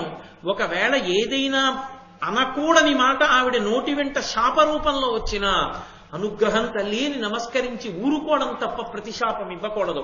అది ధర్మం అంటే. అందుకే ఊర్వశి కోపగించి నిన్ను వలచి వచ్చాను, నువ్వు నా కోరిక వమ్ము చేసి ఏదో గొప్ప గొప్ప వేదాంతాలన్నీ మాట్లాడావు, అందుకే ఒక స్త్రీ కోరిక తీర్చలేకపోయావు కనుక నువ్వు నపుంసకుడవై భూలోకంలో మానినీ లోకం యొక్క మధ్యలో మానరహితుడవై ప్రవర్తించు అని శాపవాక్కు విడిచిపెట్టి వెళ్ళిపోయింది. కానీ ఎవడు ధర్మాన్ని నమ్ముకున్నాడో వాడికి శాపవాక్కు ఇయ్యబడినా అది కూడా వాడికి అనుగ్రహమే అవుతుంది తప్ప వాడిని పాడు చేసేది కాదు. అది కూడా భగవంతుని యొక్క అనుగ్రహంగానే భాషిస్తుంది. మరునాడు తెల్లవారింది. ఇంద్రుడు వచ్చాడు, చూశాడు. తెలుసుకున్నానయ్యా, రాత్రి ఊర్వశి నీ శయనాగారానికి వచ్చింది. పరమధర్మంతో నువ్వు మాట్లాడిన మాటలు కూడా విన్నాను. నువ్వేం బెంగ పెట్టుకోకు, ఇది నీకు ఈశ్వరుని యొక్క అనుగ్రహం. భూలోకంలో 12 ఏళ్లు అరణ్యవాసం చేసిన తరువాత అజ్ఞాతవాసం చెయ్యాలిగా 1 సంవత్సరం. ఇంత తేజోమూర్తివైన నువ్వు ఏ వేషం కట్టి ఎక్కడ దాక్కుంటే లోకానికి తెలియకుండా ఉంటావు. ఇప్పుడు ఊర్వశి ఇచ్చినటువంటి శాపమే నీకు అనుగ్రహం అవుతుంది. ఆ అనుగ్రహమైనటువంటి కారణం చేత నువ్వు ఎక్కడ నువ్వు అజ్ఞాతవాసం చేస్తావో అక్కడ అంతఃపురంలో మానవుల మధ్య స్త్రీల మధ్య నృత్యాన్ని నేర్పుతూ కేవలం ఒక నృత్యం చెప్పేటటువంటి అధ్యాపకుడిగా ఇంత శౌర్యాన్ని పక్కన పెట్టి బ్రతుకుతావు. దానివల్ల నీ అజ్ఞాతవాసం క్షేమంగా గడిచిపోతుంది. కాబట్టి నీకు ఈ పేడితనం వచ్చింది, దానితో పాటుగా 10 మందికి సంగీతం చెప్పి నృత్యం నేర్పగలిగిన శక్తి కూడా నువ్వు పొందితే అర్జున, అజ్ఞాతవాసం పూర్తి చేయడానికి అది సాధనంగా ఉంటుంది. కాబట్టి ఈ అరణ్యవాస కాలాన్ని దానికి అనువుగా మీరు ఉపయోగించుకోండి. ఎలాగో 12 ఏళ్ళు నువ్వు అంతఃపురంలో ఉండక్కర్లేదు, యుద్ధాలు చేయక్కర్లేదు, పరిపాలన చేయక్కర్లేదు, ఈ కాలాన్ని సద్వినియోగం చేసుకోండి అన్నాడు. అని వజ్రాస్త్రమాదిగా వరదుడై వివిధ దివ్యాస్త్రముల్ పార్థున కమరనిచ్చి తత్ప్రయోగంబులు తద్రహస్యంబులు తన్నివర్తనములు దడయ కపుడ దయనుపదేశించి దారుణాహవములంద విజేయ వీర్యుండవము పేర్మినని మహాసౌహార్ధుడై చిత్రసేనుడన్ గంధర్వ పతితోడ గారవమున వజ్రధరుడు గీత వాద్య నృత్యంబులు గరప పంచబార్థుగడగి ఇట్టు అమరనాథునొద్దనర్జనుండుండా ఏ నేడులరిగే ఇట మహీతలమున. ఆ ఇంద్రుడు నీకు నేను వజ్రాయుధాన్ని ప్రయోగించడం, ఉపసంహారం చేయడం మొదలైనటువంటి మంత్రములతో నీకు దీన్నంతటినీ అనుగ్రహిస్తున్నానని ఆ వజ్రాయుధాన్ని ఇచ్చాడు. ఇచ్చి భయంకరమైనటువంటి యుద్ధములలో కూడా నీవు శత్రువుల్ని పరిమార్చి విజేతవై నిలబడదువుగాక అని ఆశీర్వదించి చిత్రసేనుడనేటటువంటి గంధర్వపతిని పిలిచి, నువ్వు మా అబ్బాయికి అర్జునుడికి కొన్నాళ్ల పాటు నృత్యము సంగీతము నేర్పించవయ్యా, ఆ 2 నేర్చుకుంటే మా వాడికి అజ్ఞాతవాస కాలంలో ఉపయోగపడుతుందని అర్జునుడిని పరమ ప్రేమతో ఆ ఇంద్రసేనుడి దగ్గర ఆ విద్యను నేర్చుకోమని పంపించాడు. అందుకే దీన్ని ఆరణ్య పర్వము అని పిలుస్తారు. ఆరణ్య పర్వము అని పిలవడానికి కారణం ఏమంటే, వేదములన్నిటినీ కూడా 3 భాగములుగా మాట్లాడతారు పెద్దలు. సంహిత, బ్రాహ్మణము, ఆరణ్యకము అని పిలుస్తారు. ఇందులో సంహిత అంటే సంకలనమైనది అని గుర్తు. ఒక వేదంలో ఉండేటటువంటి మంత్రాలు చెల్లాచెదరుగా అటు ఇటు పడి ఉన్న వాటినన్నింటినీ తీసుకొచ్చి సంకలనం చేసి దేన్ని ఎక్కడ దేని తర్వాత చదవాలో ఏర్పాటు చేసి కూర్పు చేసి పెట్టినటువంటి విధి విధానమునకు దాన్ని సంహితాభాగము అని పిలుస్తారు. ఈ సంహితాభాగాన్ని వేదంలో మళ్ళీ తీసుకొచ్చి బ్రాహ్మణాలుగా మారుస్తారు. బ్రాహ్మణాలుగా మార్చడము అంటే ఒక్కొక్కరికి ఒక్కొక్క కోరిక ఉంటుంది. ఒకడు సంతానాన్ని పొందాలనుకుంటాడు, ఒకడు యుక్తమైనటువంటి యువతిని వివాహం చేసుకోవాలనుకుంటాడు, లేకపోతే ఒక ఆడపిల్లకి మంచి వరుడు కావాలని కోరుకుంటుంది, కొంతమందికి ఐశ్వర్యం కావాలని కోరుకుంటుంది, కొంతమందికి ఇల్లు కట్టుకోవాలని కోరుకుంటుంది.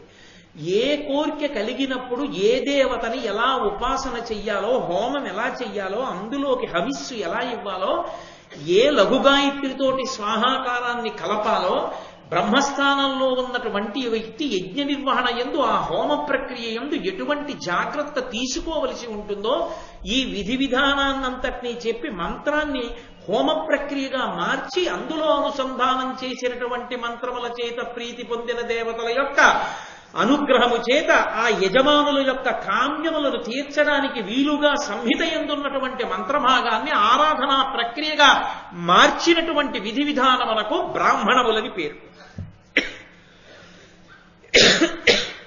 వాటిని బ్రాహ్మణాలు అని పిలుస్తారు. మూడవది ఉంటుంది, వాటిని ఆరణ్యకములు అంటారు. ఆరణ్యకములు అసలు యజ్ఞం ఎందుకు చెయ్యాలి, యాగం ఎందుకు చెయ్యాలి, హోమ ప్రక్రియ ఇలా ఎందుకుంటుంది, వేదంలో మంత్రభాగం అలా ఎందుకుంటుంది, వేదంలో ఎక్కడెక్కడ ఏ ఏ మంత్రాలు ఉంటాయి, ఈ మంత్రాల వెనక ఉండే తాత్పర్యం ఏమిటి, దీన్ని బాహ్యంలో కర్మాచరణకి ఉపయోగించినట్టుగా లోపల జ్ఞానావిర్భావము కొరకు ఎలా ఉపయోగించవచ్చు, వీటి తాత్పర్యం ఏమిటి, వీటి తాత్పర్యం ఎలా లోపల మననం చెయ్యాలి అని ప్రశాంతంగా ఏకాంతంగా ఉండడానికి అనువైనటువంటి ప్రదేశాన్ని ఎంచుకుని అక్కడ కూర్చుని వీటినన్నింటినీ కూడా పవిత్రమై తానుండి శౌచముతో ధ్యానము చేసి జ్ఞానమును పొందడానికి వీలైనటువంటి స్థితిని పొందడానికి యోగ్యమైన ప్రక్రియను అందించేటటువంటి స్థితికి ఆరణ్యకమని పేరు. దాని చేత దేవతానుగ్రహం కలుగుతుంది. ఎక్కడ కలిగింది? అరణ్యకాండ, అరణ్య పర్వము అని పేరు. వనపర్వము అని సంస్కృతంలో పిలుస్తుంటారు. అదే ఆరణ్య పర్వం అయింది. ఎందుకయింది ఆరణ్య పర్వం? అరణ్యంలో ప్రవేశించింది మొదలు గంగానది ఒడ్డుకి వెళ్ళగానే నిత్యాగ్నిహోత్రీకులైనటువంటి వారు నిరంతరము వేదపఠనం చేసేటటువంటి కొన్ని వేల మంది బ్రాహ్మణులు ధర్మరాజు గారితో అరణ్యంలోకి వస్తానన్నారు.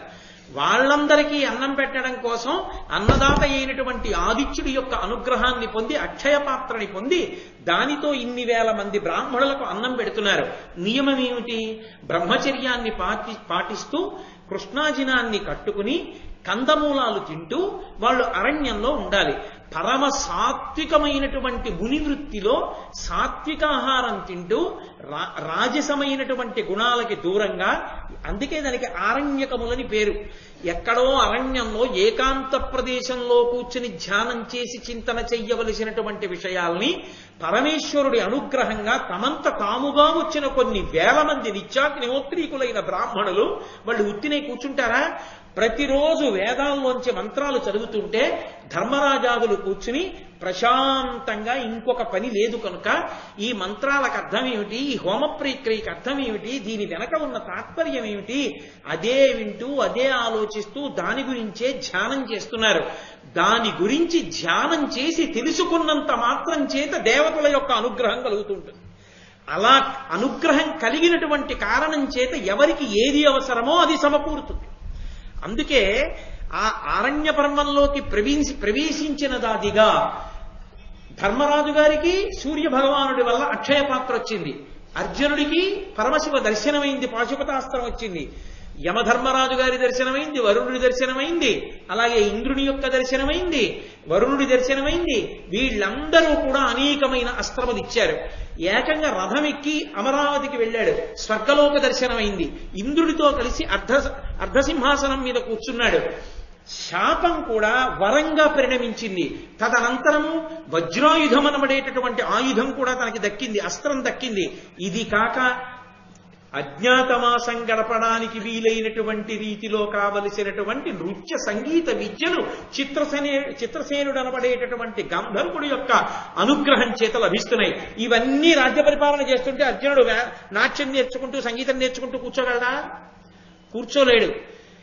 ఆపద గట్టెక్కడానికి ఏది ఏది అవసరమో అవన్నీ దేవతానుగ్రహంగా సమకూడుతున్నాయి. అందుకని ఇది ఆరణ్య పర్వమై. కాబట్టి అరణ్య పర్వాన్ని వనపర్వాన్ని చదువుకోవడం అంటే వీళ్ళు ఏ అనుగ్రహాలు పొందుతున్నారో అది చదువుకున్న వాళ్ళు, అది విన్నవాళ్ళు కూడా అదే అనుగ్రహాన్ని పొందుతారు. అందుకు మహాభారతం చెప్పుకోవడం, మహాభారతం చదవడం, దేవాలయాల్లో మహాభారతం చెప్పడం అనేటటువంటిది విశేష ప్రక్రియగా ఎందుకు వచ్చిందంటే ఎక్కడ మహాభారతం చెప్పబడుతోందో అక్కడికి దేవతలందరూ వస్తారు. నేను చెప్తున్న మాట కాదది, పరమాచార్య వంటి మహాపురుషులు చెప్పిన మాట. దేవతలందరూ వస్తారు. వాళ్ళందరూ ఒక విశేషమైన పని చేసి వెళ్ళిపోతారు. ఎవరు మూల విరాట్ ఉంటారో వారి యందు తమ అనుగ్రహాన్ని నిక్షేపించి వెళ్ళిపోతారు. ఈ దేవాలయానికి తరువాతి కాలంలో వస్తారు భక్తులు. వాళ్ళ కోరికలు తీర్చమని దేవతానుగ్రహం అయ్యప్ప యందు నిక్షిప్తమవుతుంది. ఆ తర్వాత ఎవరు ఏ కోరికతో వచ్చినా వారికి కావలసిన అనుగ్రహం ఆయన నుండి ప్రసరణమవుతుంది. కాబట్టి కేవల మహాభారత ప్రవచనం చేత, పఠనం చేత దేవతామూర్తులే శక్తివంతులవుతారంటే ఇక మనుష్యులు మహాభారతం వినకపోతే, మహాభారతం చదవకపోతే ఆ జీవితానికి అర్థమే ఉంటుంది. అందుకని ఆరణ్య పర్వం అంత శక్తివంతమైంది. కాబట్టి ఇలా నడుస్తుండగా స్వర్గలోకంలో ఆయన గడిపినటువంటి కాలం ఈ భూలోకంలో 5 సంవత్సరములకు సమానం. అప్పటికి 5 ఏళ్ళైపోయింది అర్జునుడు వెళ్ళి. ధర్మరాజాదులు ఎంత బెంగ పెట్టుకుని ఉంటారు? చాలా బెంగ పెట్టుకున్నారు. ఇలా ఉండగా ఒక రోజున రోమశ మహర్షి అనబడేటటువంటి మహర్షి ఇంద్రలోకానికి, అమరావతి నగరానికి వచ్చి ఆ ఇంద్ర సభాప్రవేశం చేసి ఆ ఇంద్రుని యొక్క అర్ధసింహాసనం మీద కూర్చుని ఉన్నటువంటి అర్జునుణ్ణి చూసి, ఏమయ్యా ఆయన ఎవరు? అర్ధసింహాసనం మీద కూర్చున్నాడు. ఇన్ని మాటలు ఇంద్రలోకానికి వచ్చాను కానీ ఇంత గొప్ప సత్కారాన్ని పొందిన వ్యక్తిని నేను చూడలేదు, నాకు ఆ విశేషం ఏమిటో చెప్పమన్నాడు. అంటే ఇంద్రుడు ఆయన ఆదిముని అర్జునుడిగా ఉన్నాడు, నా కుమారుడు, ధర్మ సంస్థాపనార్థమని తగిన అస్త్ర సంపత్తిని పొందడానికి హిమవత్ పర్వతం మీద ఇంద్రకీలాద్రి మీద తపస్సు చేసి పరమశివుని యొక్క దర్శనాన్ని, అనుగ్రహాన్ని పొందితే, ఇతర దేవతలు అనుగ్రహిస్తే అమరావతికి ఆహ్వానించి తీసుకొచ్చి అర్ధసింహాసనం ఇచ్చి గౌరవించారని ఆ విశేషాలన్నీ చెప్పి అర్జునుడి వచ్చి 5 సంవత్సరాలు అయిపోయింది. ధర్మరాజాదులు బెంగ పెట్టుకుని ఉంటారు. నువ్వు తరచు తీర్థయాత్ర చేస్తూ ఉంటావు కాబట్టి నువ్వు భూలోకానికి వెళ్ళి ధర్మరాజాదులకు అర్జునుడి యొక్క క్షేమవార్త తెలిపి అతను సమస్త అస్త్రశక్తులను పొందాడు అనేటటువంటి శుభవార్త చెప్పి ధర్మరాజుకి చిత్తశాంతి కలగడానికి తీర్థయాత్రకి తీసుకెళ్ళు అని చెప్పాడు. తప్పకుండా నేను ఈ ఉపకారం చేస్తానని రోమశ మహర్షి బయలుదేరారు. రోమశ మహర్షి ఒక ఆశ్చర్యకరమైనటువంటి స్థితి కలిగినటువంటి వాడు. ఆయన నిత్య బ్రహ్మచారి. ఆయన నిరంతరం తీర్థయాత్ర చేస్తుంటాడు, ఎప్పుడూ తీర్థయాత్ర చేస్తాడు. ఆయన తీర్థస్థలముల యందు నివాసం చేస్తూ ఉంటాడు. ఆయన చేసినటువంటి తీర్థయాత్రల చేత ఆయనకి ఎంత విశేషమైనటువంటి స్థితి ఏర్పడిందంటే స్వేచ్ఛాగమనంతో ఆయన కోరుకున్న లోకానికి ఆయన వెళ్ళగలిగినటువంటి వాడయ్యాడు. అందుకని ఆయన అన్ని లోకాలకి వెడుతూ ఉంటాడు, చూస్తూ ఉంటాడు, వస్తూ ఉంటాడు. యథార్థానికి అసలు తీర్థయాత్ర ఎలా చెయ్యాలి అన్నది వినాలి అంటే రోమశ మహర్షి నోటి వెంట వినాలి.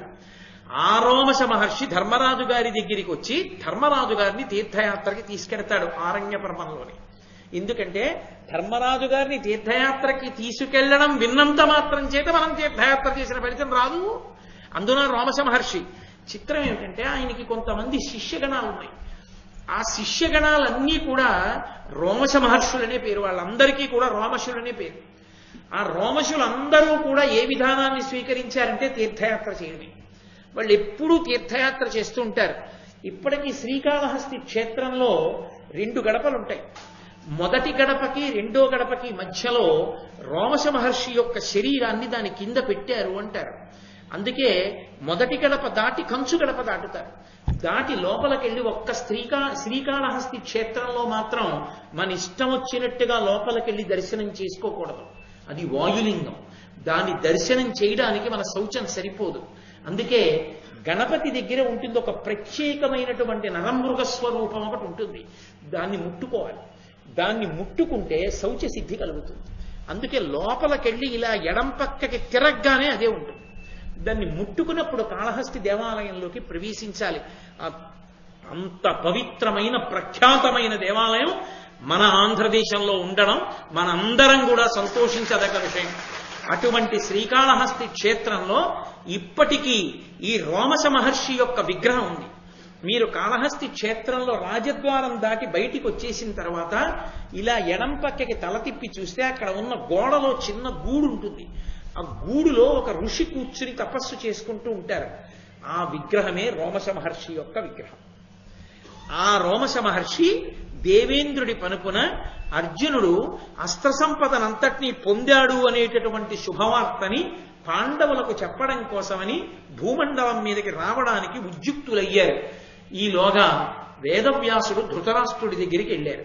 వెళ్ళి అర్జునుడు సమస్త అస్త్ర సంపదని పొందాడయా, సామాన్యమైన సంపద కాదు. మీరు అరణ్యవాసం చేయిస్తే ఏదో అరణ్యవాసం చేస్తూ నాశనం అయిపోతారని మీరు అనుకున్నారు.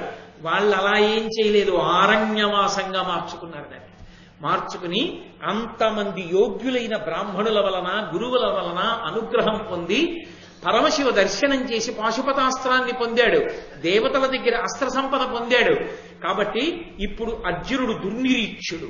భీముడే గద పట్టుకుని అర్జునుడు ఆ గాంధీవాన్ని పట్టుకుని వస్తే నీ కొడుకులు ఎక్కడ నిలబడతారయా, సర్వనాశనం అయిపోతారు. నా మాట విని ఇప్పటికైనా పాండవులకు మేలు చెయ్యమని చెప్పి వెళ్ళిపోయారు. ఈ మాట వినగానే సంజీవుణ్ణి పిలిచాడు. భోరువని ఏడుపు మొదలెట్టాడు ధృతరాష్ట్రుడు. అసలు ఉత్తప్పుడే ఆ గాంధీవాన్ని ఖాండవవన దహనం సమయంలో అర్జునుడు సంపాదించాడు. అక్షయ బాణ తూనీరాలున్నాయి. ఈ భూమిని బ్రద్దలు కొట్టగలడు తన బాణ పరంపరల చేత. భీమసేనుడు ఆ గద తిప్పుతూ వస్తే ఆయన ముందు నిలబడగలిగినటువంటి వాడు లేడు.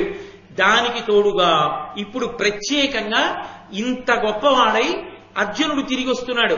ఇక నా కొడుకుల జీవితం ఎలా ఉంటుందో అని ఏడుపు మొదలెట్టాడు. అంతేకాని వాళ్ళంత ధర్మాత్ములు ఇప్పటికైనా బుద్ధి మార్చుకుంటారన్న మాట మాత్రం అన్నాడు. అంటే సంజయుడు అన్నాడు, నీకొక విషయం తెలుసా మహారాజా, శ్రీకృష్ణ భగవానుడు ఈ మాయాద్యూతం జరిగినప్పుడు లేడు. తదనంతర కాలమనందు ఆయన అరణ్యవాసం చేస్తున్న పాండవుల దగ్గరికి వెళ్ళాడు. వెళ్ళి పాండవులతో ఒక మాట అన్నాడు, ఇంత అన్యాయం చేసి మోసపుచ్చి మిమ్మల్ని తీసుకొచ్చి 12 సంవత్సరముల అరణ్యవాసం 1 సంవత్సరం అజ్ఞాతవాసం చెయ్యమని వనమునందు నిలబెడతాడా? ఇప్పుడే నేను మీ అందరినీ తీసుకుని వెళ్ళి మిత్రులైనటువంటి రాజులతో కలిసి వెళ్ళి ఆ ధృతరాష్ట్రుణ్ణి అతని కుమారుల్ని సంహరించి ఈ అఖండ ధరణీ మండలానికి అంతటికీ కూడా ధర్మరాజుని సార్వభౌముడిగా పట్టాభిషేకం చేస్తాను అని కృష్ణుడు ఆవేశంతో బయలుదేరపోతుంటే అక్కడ ఉన్నటువంటి పాండవులందరూ కలిసి పరమధర్మాత్ములు కనుక ఒక మాట అన్నారు. అయ్యో, మా కోసమని చెప్పి ఇప్పుడు నువ్వు యుద్ధానికి బయలుదేరడం ఎందుకయా? బయలుదేరక్కర్లేదు. యుద్ధం జరిగినప్పుడు కృష్ణ ఒక్క ఉపకారం చెయ్యి, నువ్వు అర్జునుడి రథానికి సారథ్యం వహిస్తే చాలు అని అడిగారు. కాబట్టి కృష్ణ భగవానుడే అంతటి ప్రతిజ్ఞ చెయ్యబోయాడు. కాబట్టి ఎక్కడ నిలబడతారయా అన్నాడు.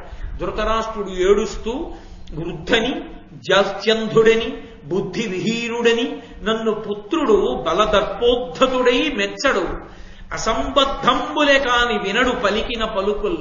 నా కొడుకున్నాడే దుర్యోధనుడు, వాడు నన్ను ముషిలేడు అంటుంటాడు. జాత్యంధుడని పుట్టుకతో గుడ్డివాడంటాడు. బుద్ధి విహీనుడని బుద్ధిహీనుడు మా నాన్న అంటాడు. నిన్నెవడో పడమన్నాడు? నువ్వేం పెన్షన్ కూడా లేదు, తండ్రివి కావుగా, మహారాజువుగా ఏ శాసనం చేసి కొడుకును ఒక్కడిని వదిలేలేవా? విదురుడు చెప్పాడుగా. ఏమయ్యా, నక్కనిచ్చి సింహాలని తెచ్చుకోలేవా అని అడిగాడు. ఒక నక్క దుర్యోధనుడు. ఆ నక్కను వదిలేయి 5 సింహాలు వస్తాయి.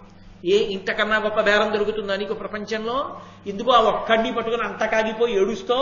వదలమని చెప్పాడుగా, మరి వదలకపోవడమే. చేతిలో అధికారం ఉందిగా, ఎవడి మీదో పెట్టి ఏడవడం ఎందుకు? తన కొడుకు మాట వినకపోతే ఆ కొడుకుకి బుద్ధి చెప్పడం, దూరంగా ఉంచడం తండ్రి చెయ్యాలి. ఆ రెండూ చెయ్యని వాడు అప్రయోజకుడైనటువంటి తండ్రి. కొడుకు చెడుగైనచో తండ్రి తప్పు, కూతురు చెడుగైనచో తల్లి తప్పు, అశ్వంబు చెడుగైన అశ్వారోహకని తప్పు, ప్రజలు చెడుగైనచో రాజు తప్పు. ఎవరు చెడిపోతే ఎవరిది తప్పో నీతిశాస్త్రం నిర్ణయం చేసింది. కాబట్టి ఎప్పటికప్పుడు ఏదో ఒక నెపాన్ని వెతుకుతాడు తప్ప తాను మాత్రం చెప్పడు ఎవరికి బుద్ధి. అసంబద్ధంబులే కాని వినడు పలికిన పలుకుల్. పనికి మాలిన మాటలు వింటాడు కానీ నా మాటలు వినడయ్యా. ఎప్పుడైనా చెప్పాడా మంచి మాటలు? అసలు వద్దురా అని ఇలా వేలు చూపించి భయపెట్టాడా? సంజయుడి దగ్గర ఎందుకు ఈ దొంగేడుపు అంటే ఇంకా ఆశ ఏమిటంటే ఎప్పటికైనా పాండవులు నశించిపోతారా, ఇంకా ఉందిగా 7 ఏళ్ళు, పాడైపోతారా? ఎంత ఆశో. రామకృష్ణ పరమహంస చెప్తుండేవారు, ఒక త్రాచుపం కప్పని పట్టుకుంది. అది పెద్ద కప్ప కాబట్టి ఈ విషం ఎక్కితే చచ్చిపోతుంది. ఎంతసేపట్లో చచ్చిపోతుంది? త్రాచుపం నోట్లో పడ్డ కప్ప 5 నిమిషాల్లో చచ్చిపోతుంది, దాని కోణంలో విషం ఎక్కిగాని. అది పట్టుకుంది, వదలదు. ఇది గిలగిలగిలగిల కొట్టుకుంటోంది విషం ఎక్కి. ఇక నోరొక్కటే బయటికి ఉంది ఆ కప్పది. ఈ బయటికి నోరొక్కటే ఉండి స్పృహ తప్పిపోతున్న కప్ప అలా వెళ్ళిపోతున్న ఈగని పట్టుకోవడానికి నాలుగు చాపింది. అప్పుడు కూడా ఇంకా ఈగని తినాలని ఆశపడిన కప్పలా ఇప్పుడైనా పాండవులకి ఏదైనా జరగకపోతుందా అని ఆశపడతాడు తప్ప 5 ఏళ్లలో ఇంత వృద్ధి పొందిన వాళ్ళు మిగిలిన 7 ఏళ్లలో ఎంత గొప్ప వాళ్ళు అవుతారో ధర్మాన్ని పట్టుకుని వాళ్ళు నా కొడుకులని చెప్పుకుని నేనెంత పొంగిపోవచ్చు అని మాత్రం ఆలోచించాడు. అది మూర్ఖత్వం అంటే. కాబట్టి ఈ మాటలు చెప్తే సరే చెప్పవలసివి చెప్తాం. ఎన్ని మాటలు చెప్పినా, నేను చెప్పినా, విదురుడు చెప్పినా అదే, నువ్వు చెప్పినా అదే. ఇదే ప్రశ్న, ఇదే జవాబు. మన బోధలు అలాగే ఉంటాయి. అయినా మంచి చెప్పడం మా కర్తవ్యం, చెప్తుంటే ఉంటాం అనుకుని సంజయుడు అనుకున్నాడు. తర్వాత అక్కడ వనవాసం చేస్తున్నటువంటి ధర్మరాజు దగ్గరికి వెళ్ళి భీముడు అన్నాడు, సమయాబ్దంబుల కంటే ముందర మహోత్సాహంబునన్ బాహుమిక్రమమొప్పన్ విజయుండు నేను తగ సంగ్రామంబులో ఏకకాలంబున ఆ ధృతరాష్ట్రాజాధముల నెల్లం చంపి భూచక్రరాజ్యము చేకొందుము కౌరవేంద్ర మురజిత్సఖ్య ప్రసాదంబునన్. ఓ ధర్మరాజా, మోసాన్ని మోసంతో జయించడంలో తప్పేమీ లేదయ్యా. మనం 12 ఏళ్లు పోయేటప్పటికీ మనకి పరిచయమైనటువంటి వాళ్ళందరూ దూరం అయిపోతారు. అవతల దుర్యోధనుడు బాగా ఊంచుకుంటాడు ప్రజల్లో. అందుకని ఊంచుకోకముందే దండయాత్ర చెయ్యాలి. కాబట్టి ఎలాగైనా అర్జునుడు నేను తొందరగా కృష్ణ భగవానుడితో కలిసి దండయాత్రకు వెళ్ళిపోయి ధాతరాష్ట్రుల్ని చంపేస్తాం, నీకు పట్టాభిషేకం చేసేస్తాం. ఒకవేళ 12 ఏళ్ల అరణ్యవాసం 1 సంవత్సరం అజ్ఞాతవాసం చెయ్యకుండా బయటికి వస్తే సభలో పెద్దలైన వారితో కలిసి సత్యభంగం చేసిన నేను కూర్చోవడానికి అర్హత కోల్పోతానని మనసులో ఏమైనా దిగులు పెట్టుకున్నవాడు నువ్వైతే నేను ఒక మార్గం చెప్తాను విను. నేను నలుగురం వెళ్ళిపోతాం, వెళ్ళిపోయి వాళ్ళని చంపేసి రాజ్యం అంతా సిద్ధం చేసేస్తాం. నువ్వు చేసి వచ్చేయి 13 ఏళ్ళు. 12 ఏళ్ల అరణ్యవాసం 1 సంవత్సరం అజ్ఞాతవాసం నువ్వు చేయి. పెద్దవాడివి కనుక, ధర్మాత్ముడివి కనుక చేసి రాగానే నీకు పట్టం కడతాం. పట్టం నీకే కడతాం, నువ్వే సార్వభౌముడవు. కానీ ఈ లోపల మేము అక్కడ తెలియచేస్తామంటే పగని అణుచుకోలేడు. వాళ్ళు పెట్టినటువంటి కష్టాలు మనసుని గుచ్చినప్పుడల్లా అన్నయ్య అనుమతిస్తే కొట్టేయడమే అనుకుంటుంటాడు. అంత ఆ ఉద్రేకం భీమసేనుడిది. కాబట్టి ధర్మరాజు గారికి తెలుసు దేన్ని ఎలా చల్లార్చాలో బాగా తెలుసున్నటువంటి ప్రజ్ఞాశాలి. అందుకు కదా తిక్కన గారు మెత్తని పులిని పిలిచాడు. వెంటనే భీమసేనుణ్ణి గట్టిగా కౌగిలించుకుని దగ్గరికి తీసుకుని మూర్కొని అంటే బ్రహ్మస్థానమునందు ముద్దు పెట్టుకున్నాడు. ముద్దు పెట్టుకుని గట్టిగా కౌగిలించుకుని తొడ మీద కూర్చోబెట్టుకుని, తమ్ముడా ఎంత గొప్పగా మాట్లాడావురా, ఎంత ప్రేమరా నీది, ఎంత ఆలోచనరా, ఇన్ని తెలివితేటలతో మాట్లాడావురా. కానీ నాన్న నేను ఒక్క మాట చెప్తాను విను.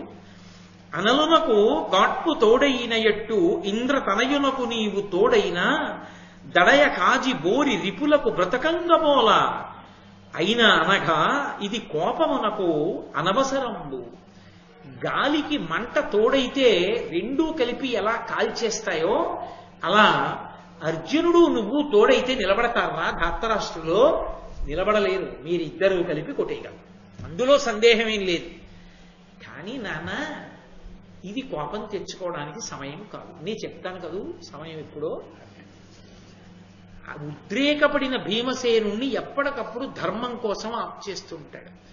అయితే ఇంత ఉద్రేకం ఉన్న భీమసేనుడి దగ్గర ఒక గొప్ప లక్షణం ఉంది.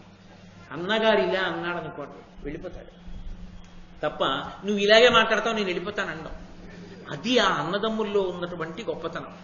కాబట్టి ఈ మాటని 13 పోయిన పదపడి పార్థుండు నీవు పరంనృపతుల దుర్మదుల వధించి విజయాస్పద బాహుల రగుడు ధర్మ పరిరక్షకులై.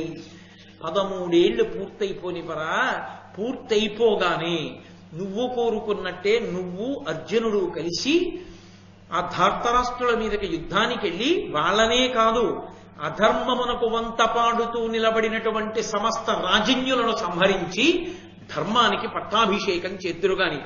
ఆనాడు గెలిచిన చేతులతో మీరు తిరిగొస్తుంటే ఆ సంహారం చేసి వస్తున్న మీ చేతుల్ని చూసి నేను మురిసిపోతాను రా అన్నాడు.